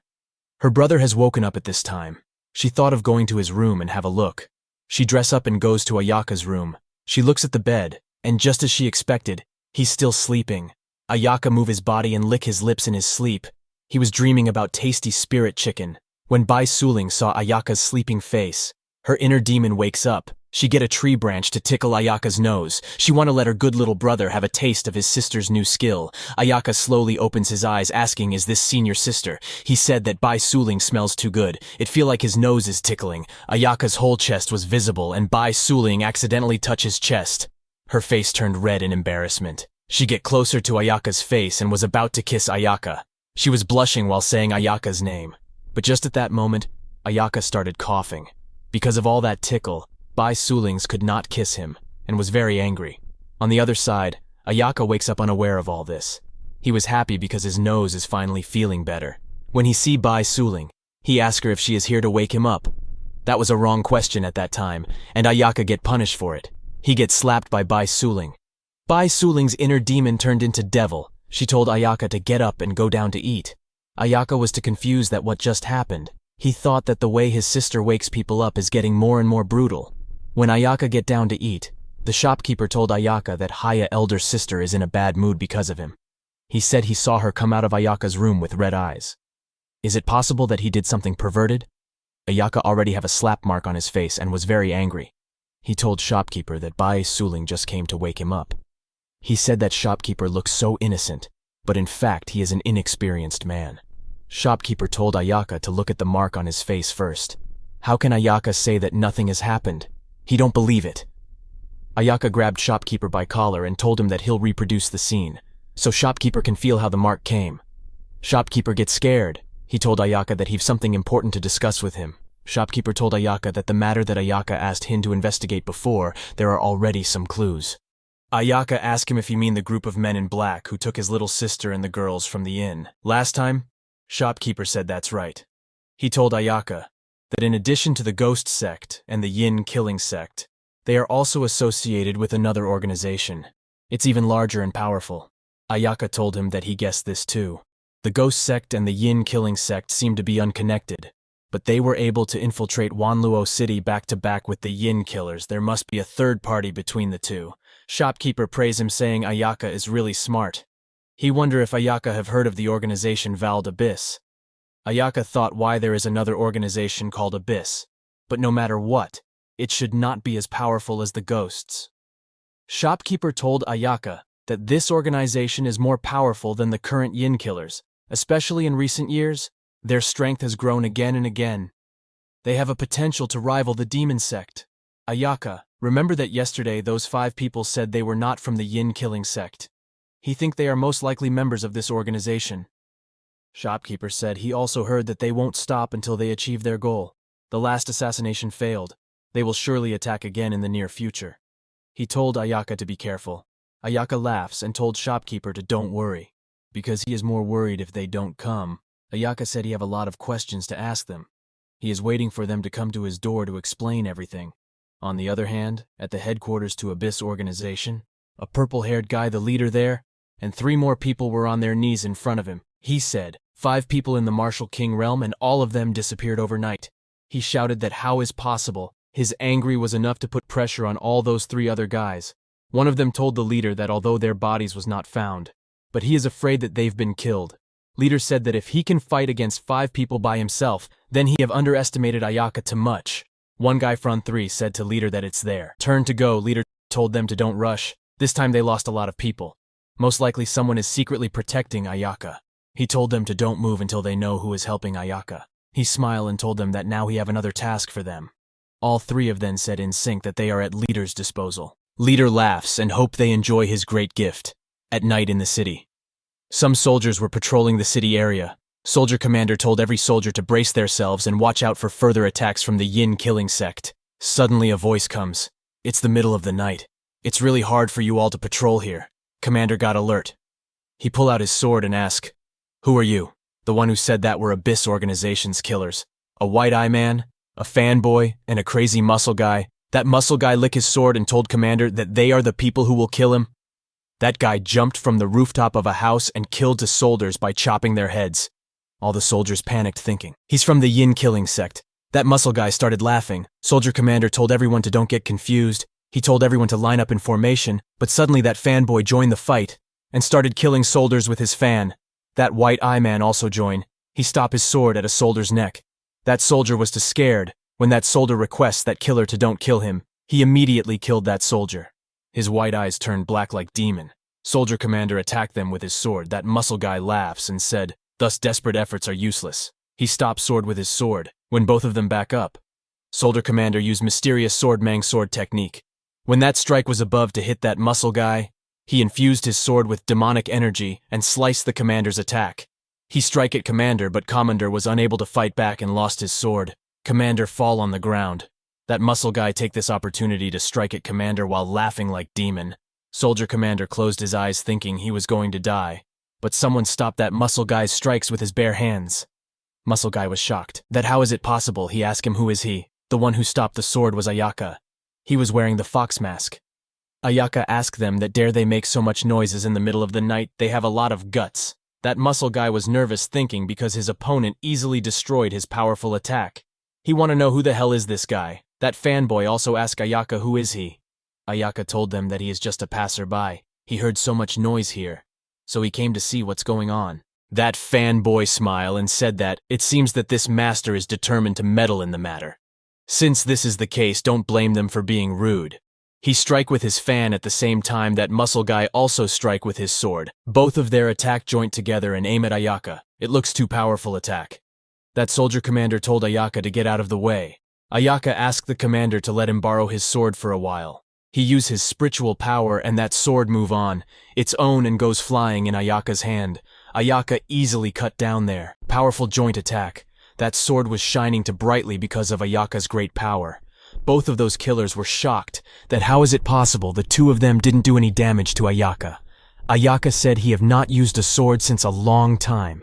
He moved that sword around and them jumped at those killers saying that today he is going to practice his skills on those guys. That white eye guy used his soul control pupil technique at Ayaka, but Ayaka easily dodged it. But it moved around and attacked Ayaka again. The pupil technique is a spiritual technique that can control a person's soul and body. Highly skilled individuals can issue powerful attacks that capture any movement track. Ayaka thought that this pupil technique is the same as the Pac-Man monster that chases people around. It is a bit interesting, but it got cut by Ayaka's sword. Ayaka cut it by cutting space around it. It was destroyed with huge blast. That fanboy back off and ask Ayaka that since Ayaka have repeatedly interrupted them. What do we want? Ayaka said he'll save this man's life. He asked them that what do they want by attacking the guards of Wanluo City in the middle of the night. Both of the killer had the same idea. They talking with each other by mind communication that the Lord ordered them to spread the news, and it would be fine if they didn't kill them all. But right now, they have to think of a way to get out of this problem. Fanboy comes forward and said to Ayaka that if want to be a hero, there's nothing wrong with that. He just don't know if he can afford the consequences of offending the Yin-killing sect. Ayaka's eye get more dark when he hear Yin-killing sect's name. Killers thought that Ayaka took the bait. Killer get more confident, he said. Not bad, there are countless martial emperors of the Emperor Profound Realm in their Yin-killing sect. There are even a few supreme elders who have reached the martial saint realm, and they are very powerful. Even the demon sect is afraid of them.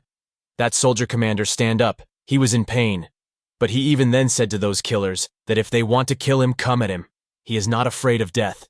He thanked Ayaka for saving him. He told Ayaka to don't lose his life because of this. He told Ayaka to leave quickly. Ayaka raised his sword and smiled. Ayaka was releasing lots of demonic aura. He said he don't know what the consequences will be for offending the Yin-killing sect. However, this killers will soon see the consequences of telling lies. Ayaka looks like king of hell. Those killers recognized Ayaka's devilish aura. They all were scared and asked Ayaka if he is from the demon sect. Killer's lord wanted to frame the Yin-killing sect for this crime and then use Wang Guxuan's hand to eradicate them completely. A plan to drive away the tiger and swallow the wolf. But they don't know how did the people of the Yin-killing sect provoke the demon sect. Those bastards are not afraid of anything. Everyone has to be afraid of the demon sect. Ayaka laughs when he hear the name demon sect. He make a tornado of demonic energy in his hand. He said to those killers that since they won't tell the truth, Ayaka will just have to get the information that he want by his own methods. A killer said to Ayaka that even if he kill them, they won't be able to ruin the master's plan. Ayaka laughs at them and said, how could he be so cruel? Ayaka asked them that if he capture all of them, the leader of the organization called Abyss will come to Ayaka personally, right? All the killers. Mouth were wide open when they hear it. They don't know how did Ayaka know that they are from Abyss organization. Ayaka flew of the tornado in his hand. After leaving Ayaka's hand, that tornado get big and powerful. All the killers got crushed in that tornado and fall on the ground. That soldier commander asked Ayaka if they all are dead. Ayaka told him that they are only fainted. They still have some value by keeping them alive. That again thanks Ayaka for saving his life. He said that even if Ayaka is a member of the demon sect, he will never betray him. But Ayaka didn't listen to him and hit him on the back of his head. Commander loses consciousness and fall on the ground. Ayaka said sorry to the soldier commander. He said he believed in his character, but getting involved with Ayaka will only get him killed. Ayaka healed hid wounds. He told Commander to wait until someone finds him and he'll be fine. Then Ayaka stand up and said that the next thing he need to do is to just pick a good place and wait for the killer's master to come. At the same night on the Abyss organization's main hall, their leader had 3 soul seals in Hiei hand. He orders someone to come. The guy that come is Shui Shao. He said he will obey the Lord of Abyss. He is one of the 3 subgroups under Lord Abyss. Void Group leader. He greets his leader. Abyss Lord. Give Shui Shao 3 soul seals. He told Shui Shao that this soul seals will turn red when they encounter danger. He told Shui Shao that those 3 killer must be in trouble. The spirit seal will indicate their location. He ordered Shui Shao to take it with him and make sure to find them. Shui Shao received this soul seals. He said, he'll do his best to serve the Lord of the Abyss, and he will not hesitate to go through fire. Abyss Lord laughs and said he would like to see who did it.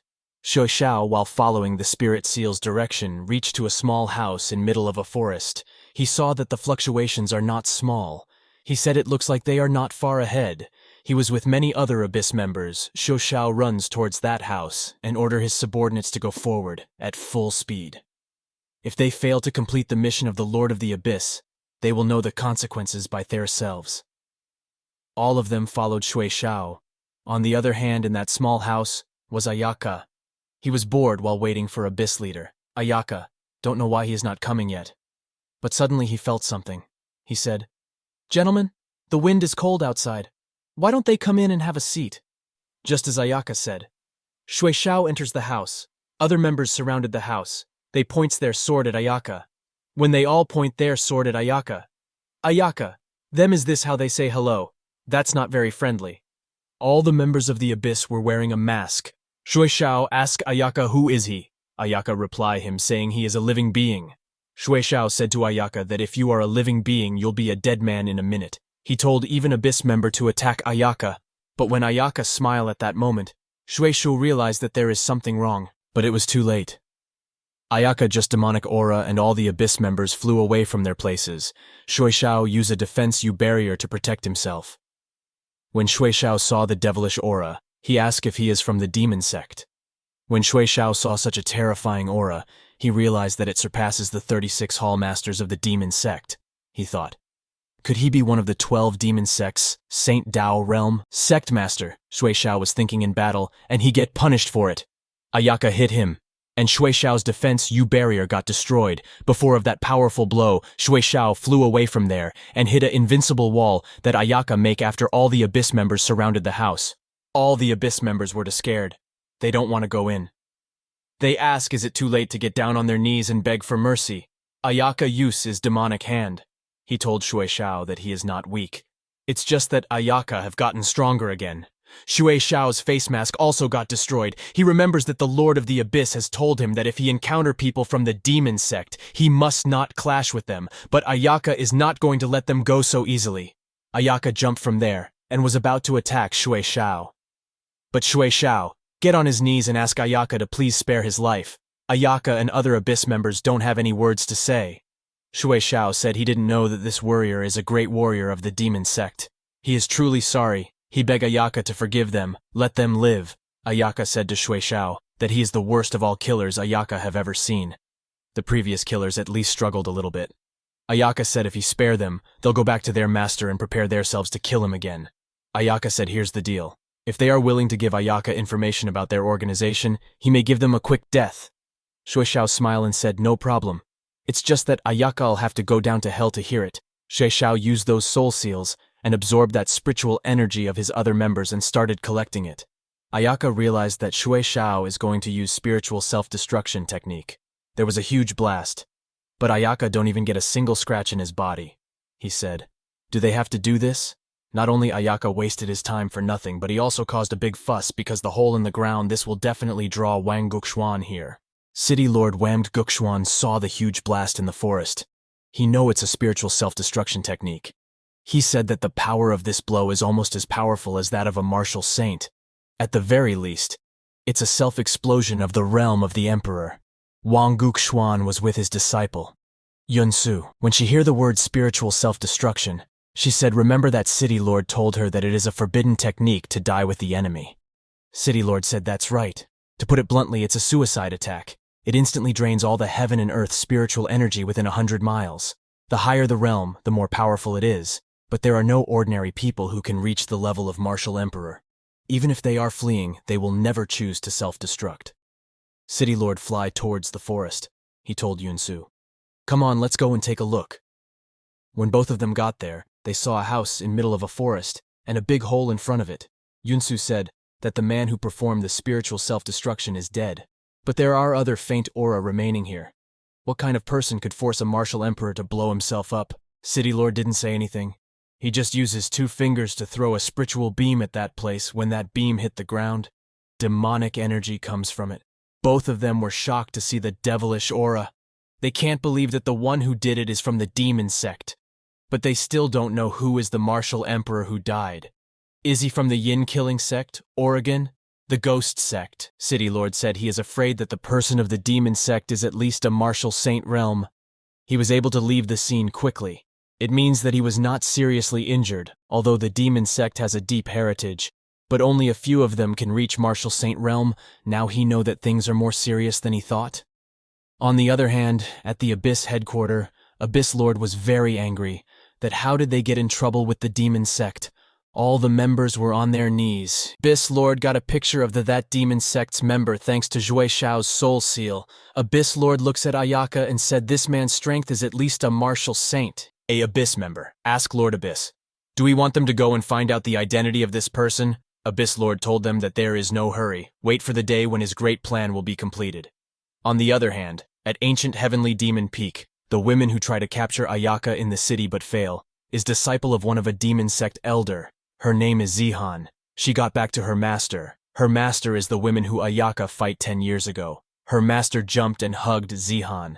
Zihan's master is a total pervert. She asked Zihan that since she finally returned after so long she should give her a hug. But Zihan told her master to get her face away from her. She is doing this all the time. Is she not ashamed of herself? Her master told Zihan that since she is her disciple, so there is nothing to be ashamed of.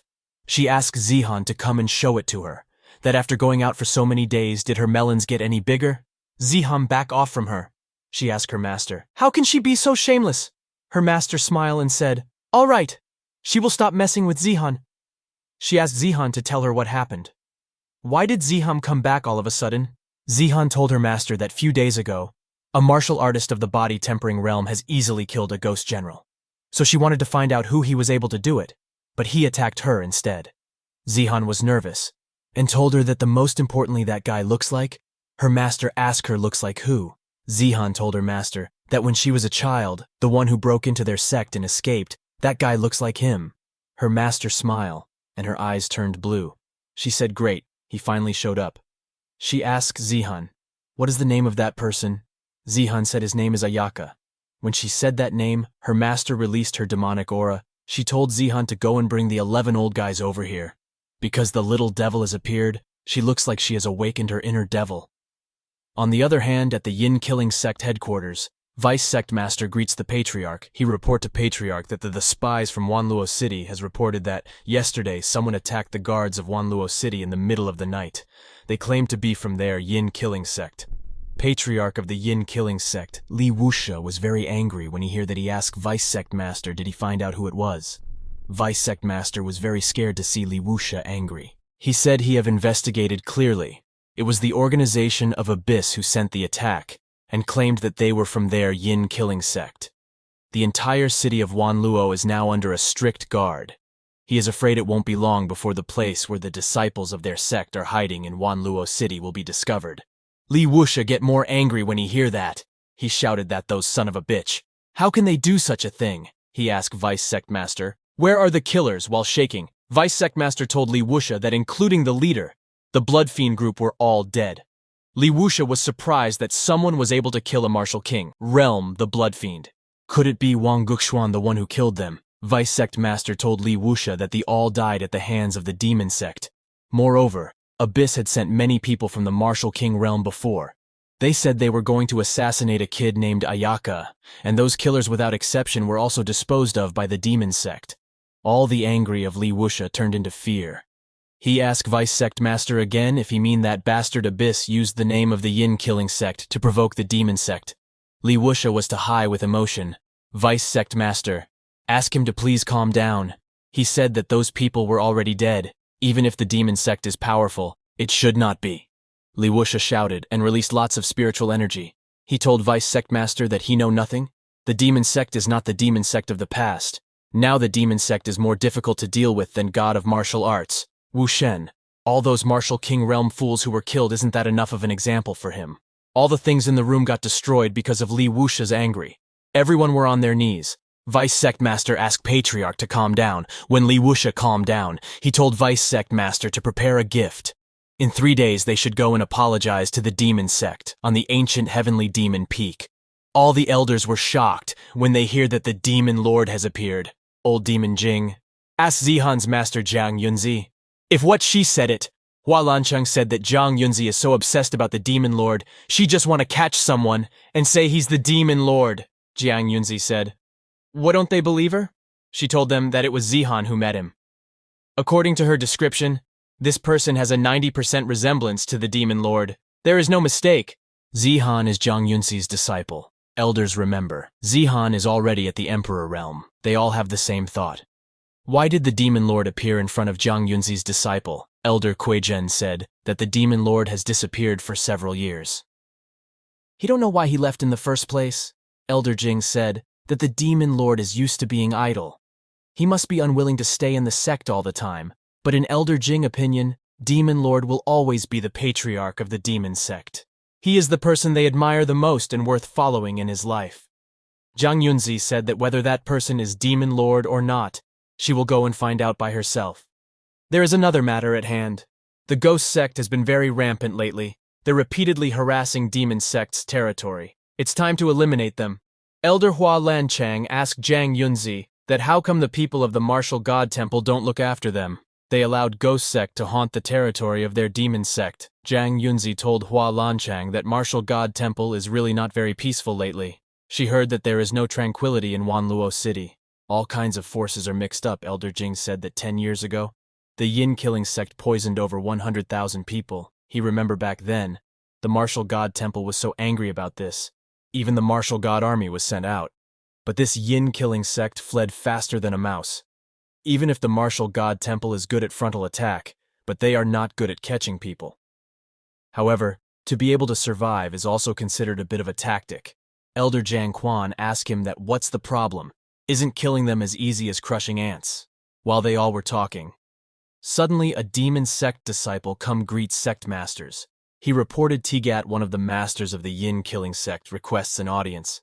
Jiang Yunzi said, "Oh, what a coincidence." She told them to let him in.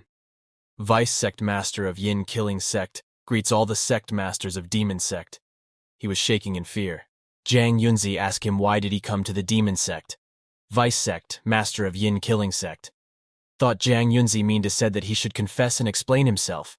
He said that previously, his men have offended demon sect's disciple in Wanluo City. He is here to ask for forgiveness. He asked her to please forgive them and give them a break. All of demon sect's elders were confused by his words. A disciple of the demon sect is in Wanluo City. Hua Lanchang, ask vice sect master of yin-killing sect that what's the name of the demon sect disciple. He mentioned, what does he look like? If anyone dares to pretend to be a disciple of the demon sect and act under their name, they will kill him. Vice sect master of yin-killing said told them that according to their people. That man was dressed in a black cloak, wearing a bronze mask on his face, and had long black hair. The bottom line is that it's hard to tell if he's a male or a female. Black cloak, bronze mask, all the elders thought. Could he really be him? Jiang Yunzi smiled and said it's him. It seems that they have to go Wanluo City now. At the same time on the Wanluo City, Ayaka started coughing. He said it's strange as anyone talking about him. Suddenly Bai Suling comes from his back. She asked Ayaka why is he here alone at this late hour. He is not thinking about something shameful, is he? Just when Bai Suling said that he remembers Zihan, Ayaka's face turned red. He said evil thoughts dissipate. Evil thoughts dissipate. He told Bai Suling he was not thinking of anything. He was just telling her and accidentally touched her breast. Ayak got too scared. He said sorry to his sister. Bai Suling was going to say that Yeking and Yonan have already entered the pulse cleansing realm. She've come to help Ayaka to train, but now she don't want to. She goes in anger, telling Ayaka to go practice on his own. Ayaka tried to stop her saying he really didn't mean it. Shopkeeper was there. He told Ayaka to concentrate on his practice. Then the next day, Ayaka was walking in the market thinking why is his sister Bai is so angry? But he knows that it's also his fault. Why he suddenly remembered her. Is it because he've used too much demon power recently? When Ayaka was passing by a alleyway, Yunsu grabbed his handstand in the anime love pose. Ayaka act like an innocent man. He asked her who is she. It's not a good idea to rob a man in broad daylight. Yunsu asked him if he is Ayaka. She pulled out a drawing, and while looking at him she told Ayaka that she have been ordered by the lord of the city to invite Ayaka.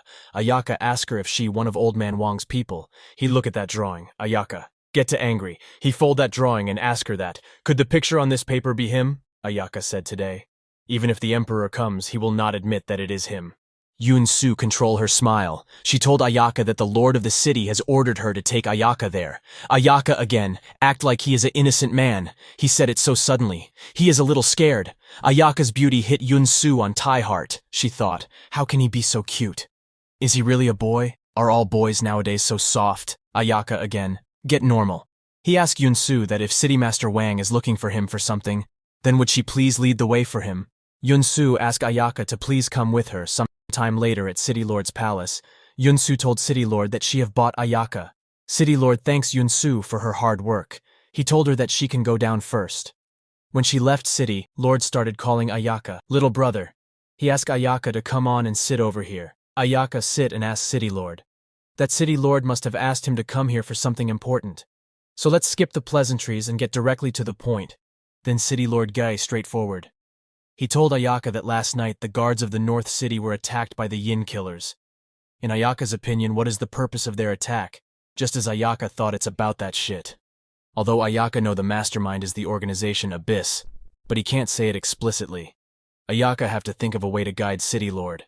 Ayaka asks City Lord Wang that the reason why the Yin killing sect came to Wanluo City was because they were entrusted by their employer.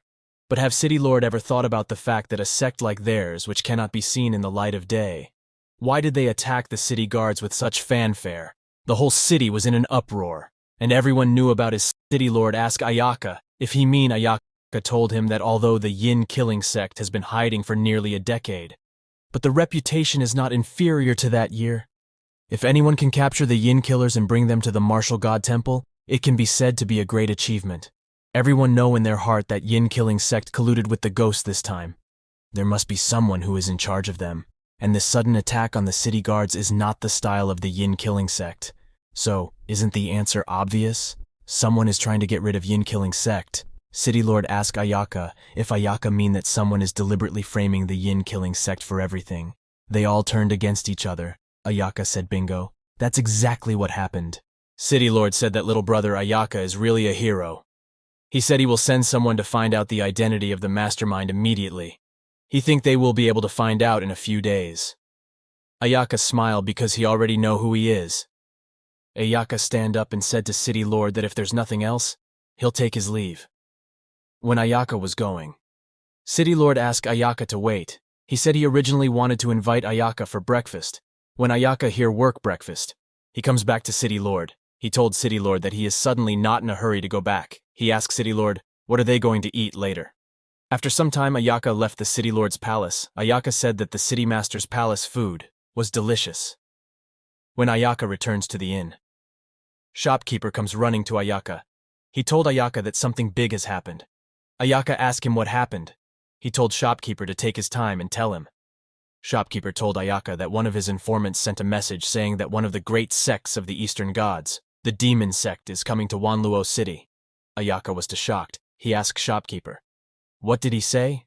Shopkeeper told Ayaka that he heard that the Demon Sect has brought out many disciples, and they are coming towards the direction of Wanluo City. A master of the martial saint realm is leading them. Even if all the martial emperor in this city work together, they won't be able to defeat them. Shopkeeper said he is preparing to run away. It's a pity that he have been running the inn for half a lifetime. Ayaka asked shopkeeper, which master of the demon sect is leading the team? Shopkeeper said it seems to be the only female master of the 12 demon sect masters. Is it called the other side of the demon sect? That was too shocking for Ayaka. Ayaka fall on the sight when he hear all that. Shopkeeper told Ayaka that he should get out of this place and leave. He don't know who Ayaka have provoked in this city. All kinds of demons and monsters have come out. Ayaka was too scared, thinking that crazy bitch is here to arrest Ayaka. Did her disciple tell her that? He was wondering why he've been so distracted lately, but now he know. Ayaka grabbed his because he was too careless. He shouldn't have used his demon power. No matter how careful he is, this day will come after all if he hadn't entered the demon sect by mistake. He wouldn't have gotten involved with her. Few years ago, when Ayaka accidentally entered that demon sect, their disciples surrounded him. They asked Ayaka, why is he trespassing in there? Demon sect. Ayaka was little surprised when he heard that it's demon sect. He asked them to please show him the way. Because he is lost, Ayaka was telling the truth. But demon sect's disciples thought that Ayaka is tease them. Suddenly a voice comes asking who dares to be so rude here. It was Zhang Yunzi. All the demon sect's disciples get on their knees and greets the master of the other side demon sect. She was flying in the sky. She asked Ayaka that how dare he show off in the demon sect. Her outfit was almost visible to Ayaka from below. Ayaka's face turned red. He covered his eyes and told Zhang Yunzi that he is really just passing by, and asked her to please come down first, because her outfit is almost visible to Ayaka from below. Zhang Yunzi used her power. She said that no matter he did it intentionally or unintentionally, those who trespass into her ancient heavenly demon peak, she used her power and thousands of demonic flowers appeared in the sky. Ayaka was shocked to see it. Ayaka said, "He've never seen this kind of energy before, but its color is quite nice." All the demon sect's disciples thought that Ayaka is crazy. Ayaka is about to die, and he still have time to study demonic energy. Their master doesn't want to lose face. Disciples thought they are better back off quickly. Once the master strikes, people and things in the vicinity will be affected. Jiang Yunzi laughs at Ayaka. She said what an interesting man, so interesting that she can't bear to kill him. She asked Ayaka to just let her see what he can do. Jiang Yunzi attacked Ayaka with a strong spiritual energy beam. All the ground around Ayaka got destroyed. When the smoke got down, Jiang Yunzi looks bellow and smile. She asked that is it possible that Ayaka died. She said he's too weak originally. She wanted to capture him and teach some lesson.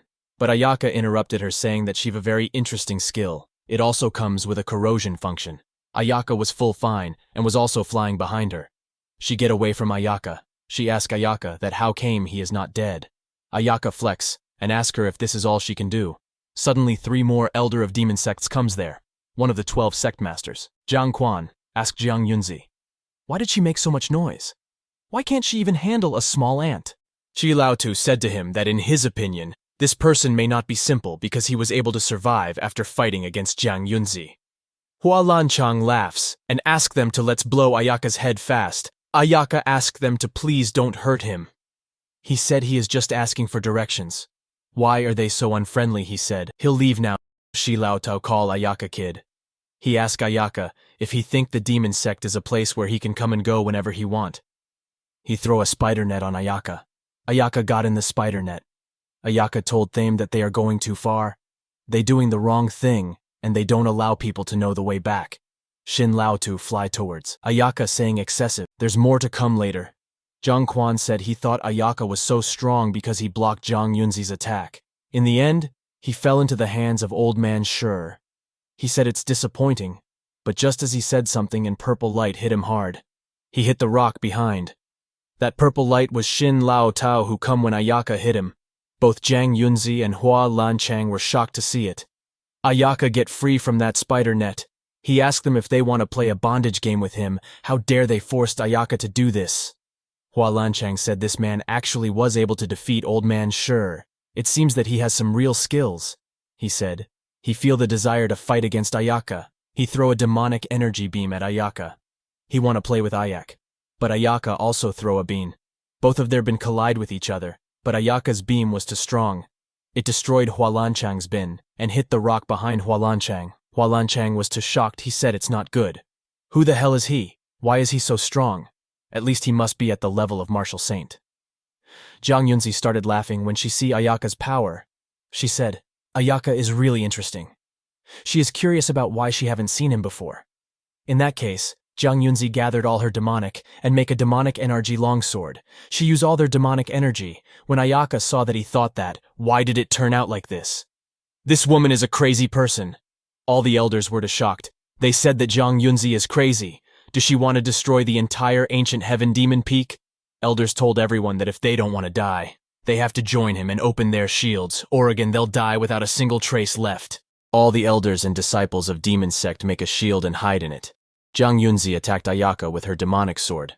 Ayaka now know that she really don't even care about her own people. If she want to kill Ayaka, she don't have to burn her friends along with him. She even want to destroy the whole plaque. Ayaka don't think he can block it completely, so Ayaka try a new things, although he has not fully learned it. But there is no guarantee of success. He can only try it. Ayaka used space. Open power. Ayaka opened a space hole in the sky and that demonic sword completely disappeared in it. Nothing left there.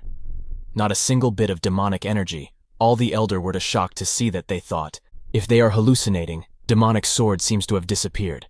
That black hole just now sucked all of Jiang Yunzi's attack. Ayaka was happy that it worked. It's true that controlling the void can also transfer energy.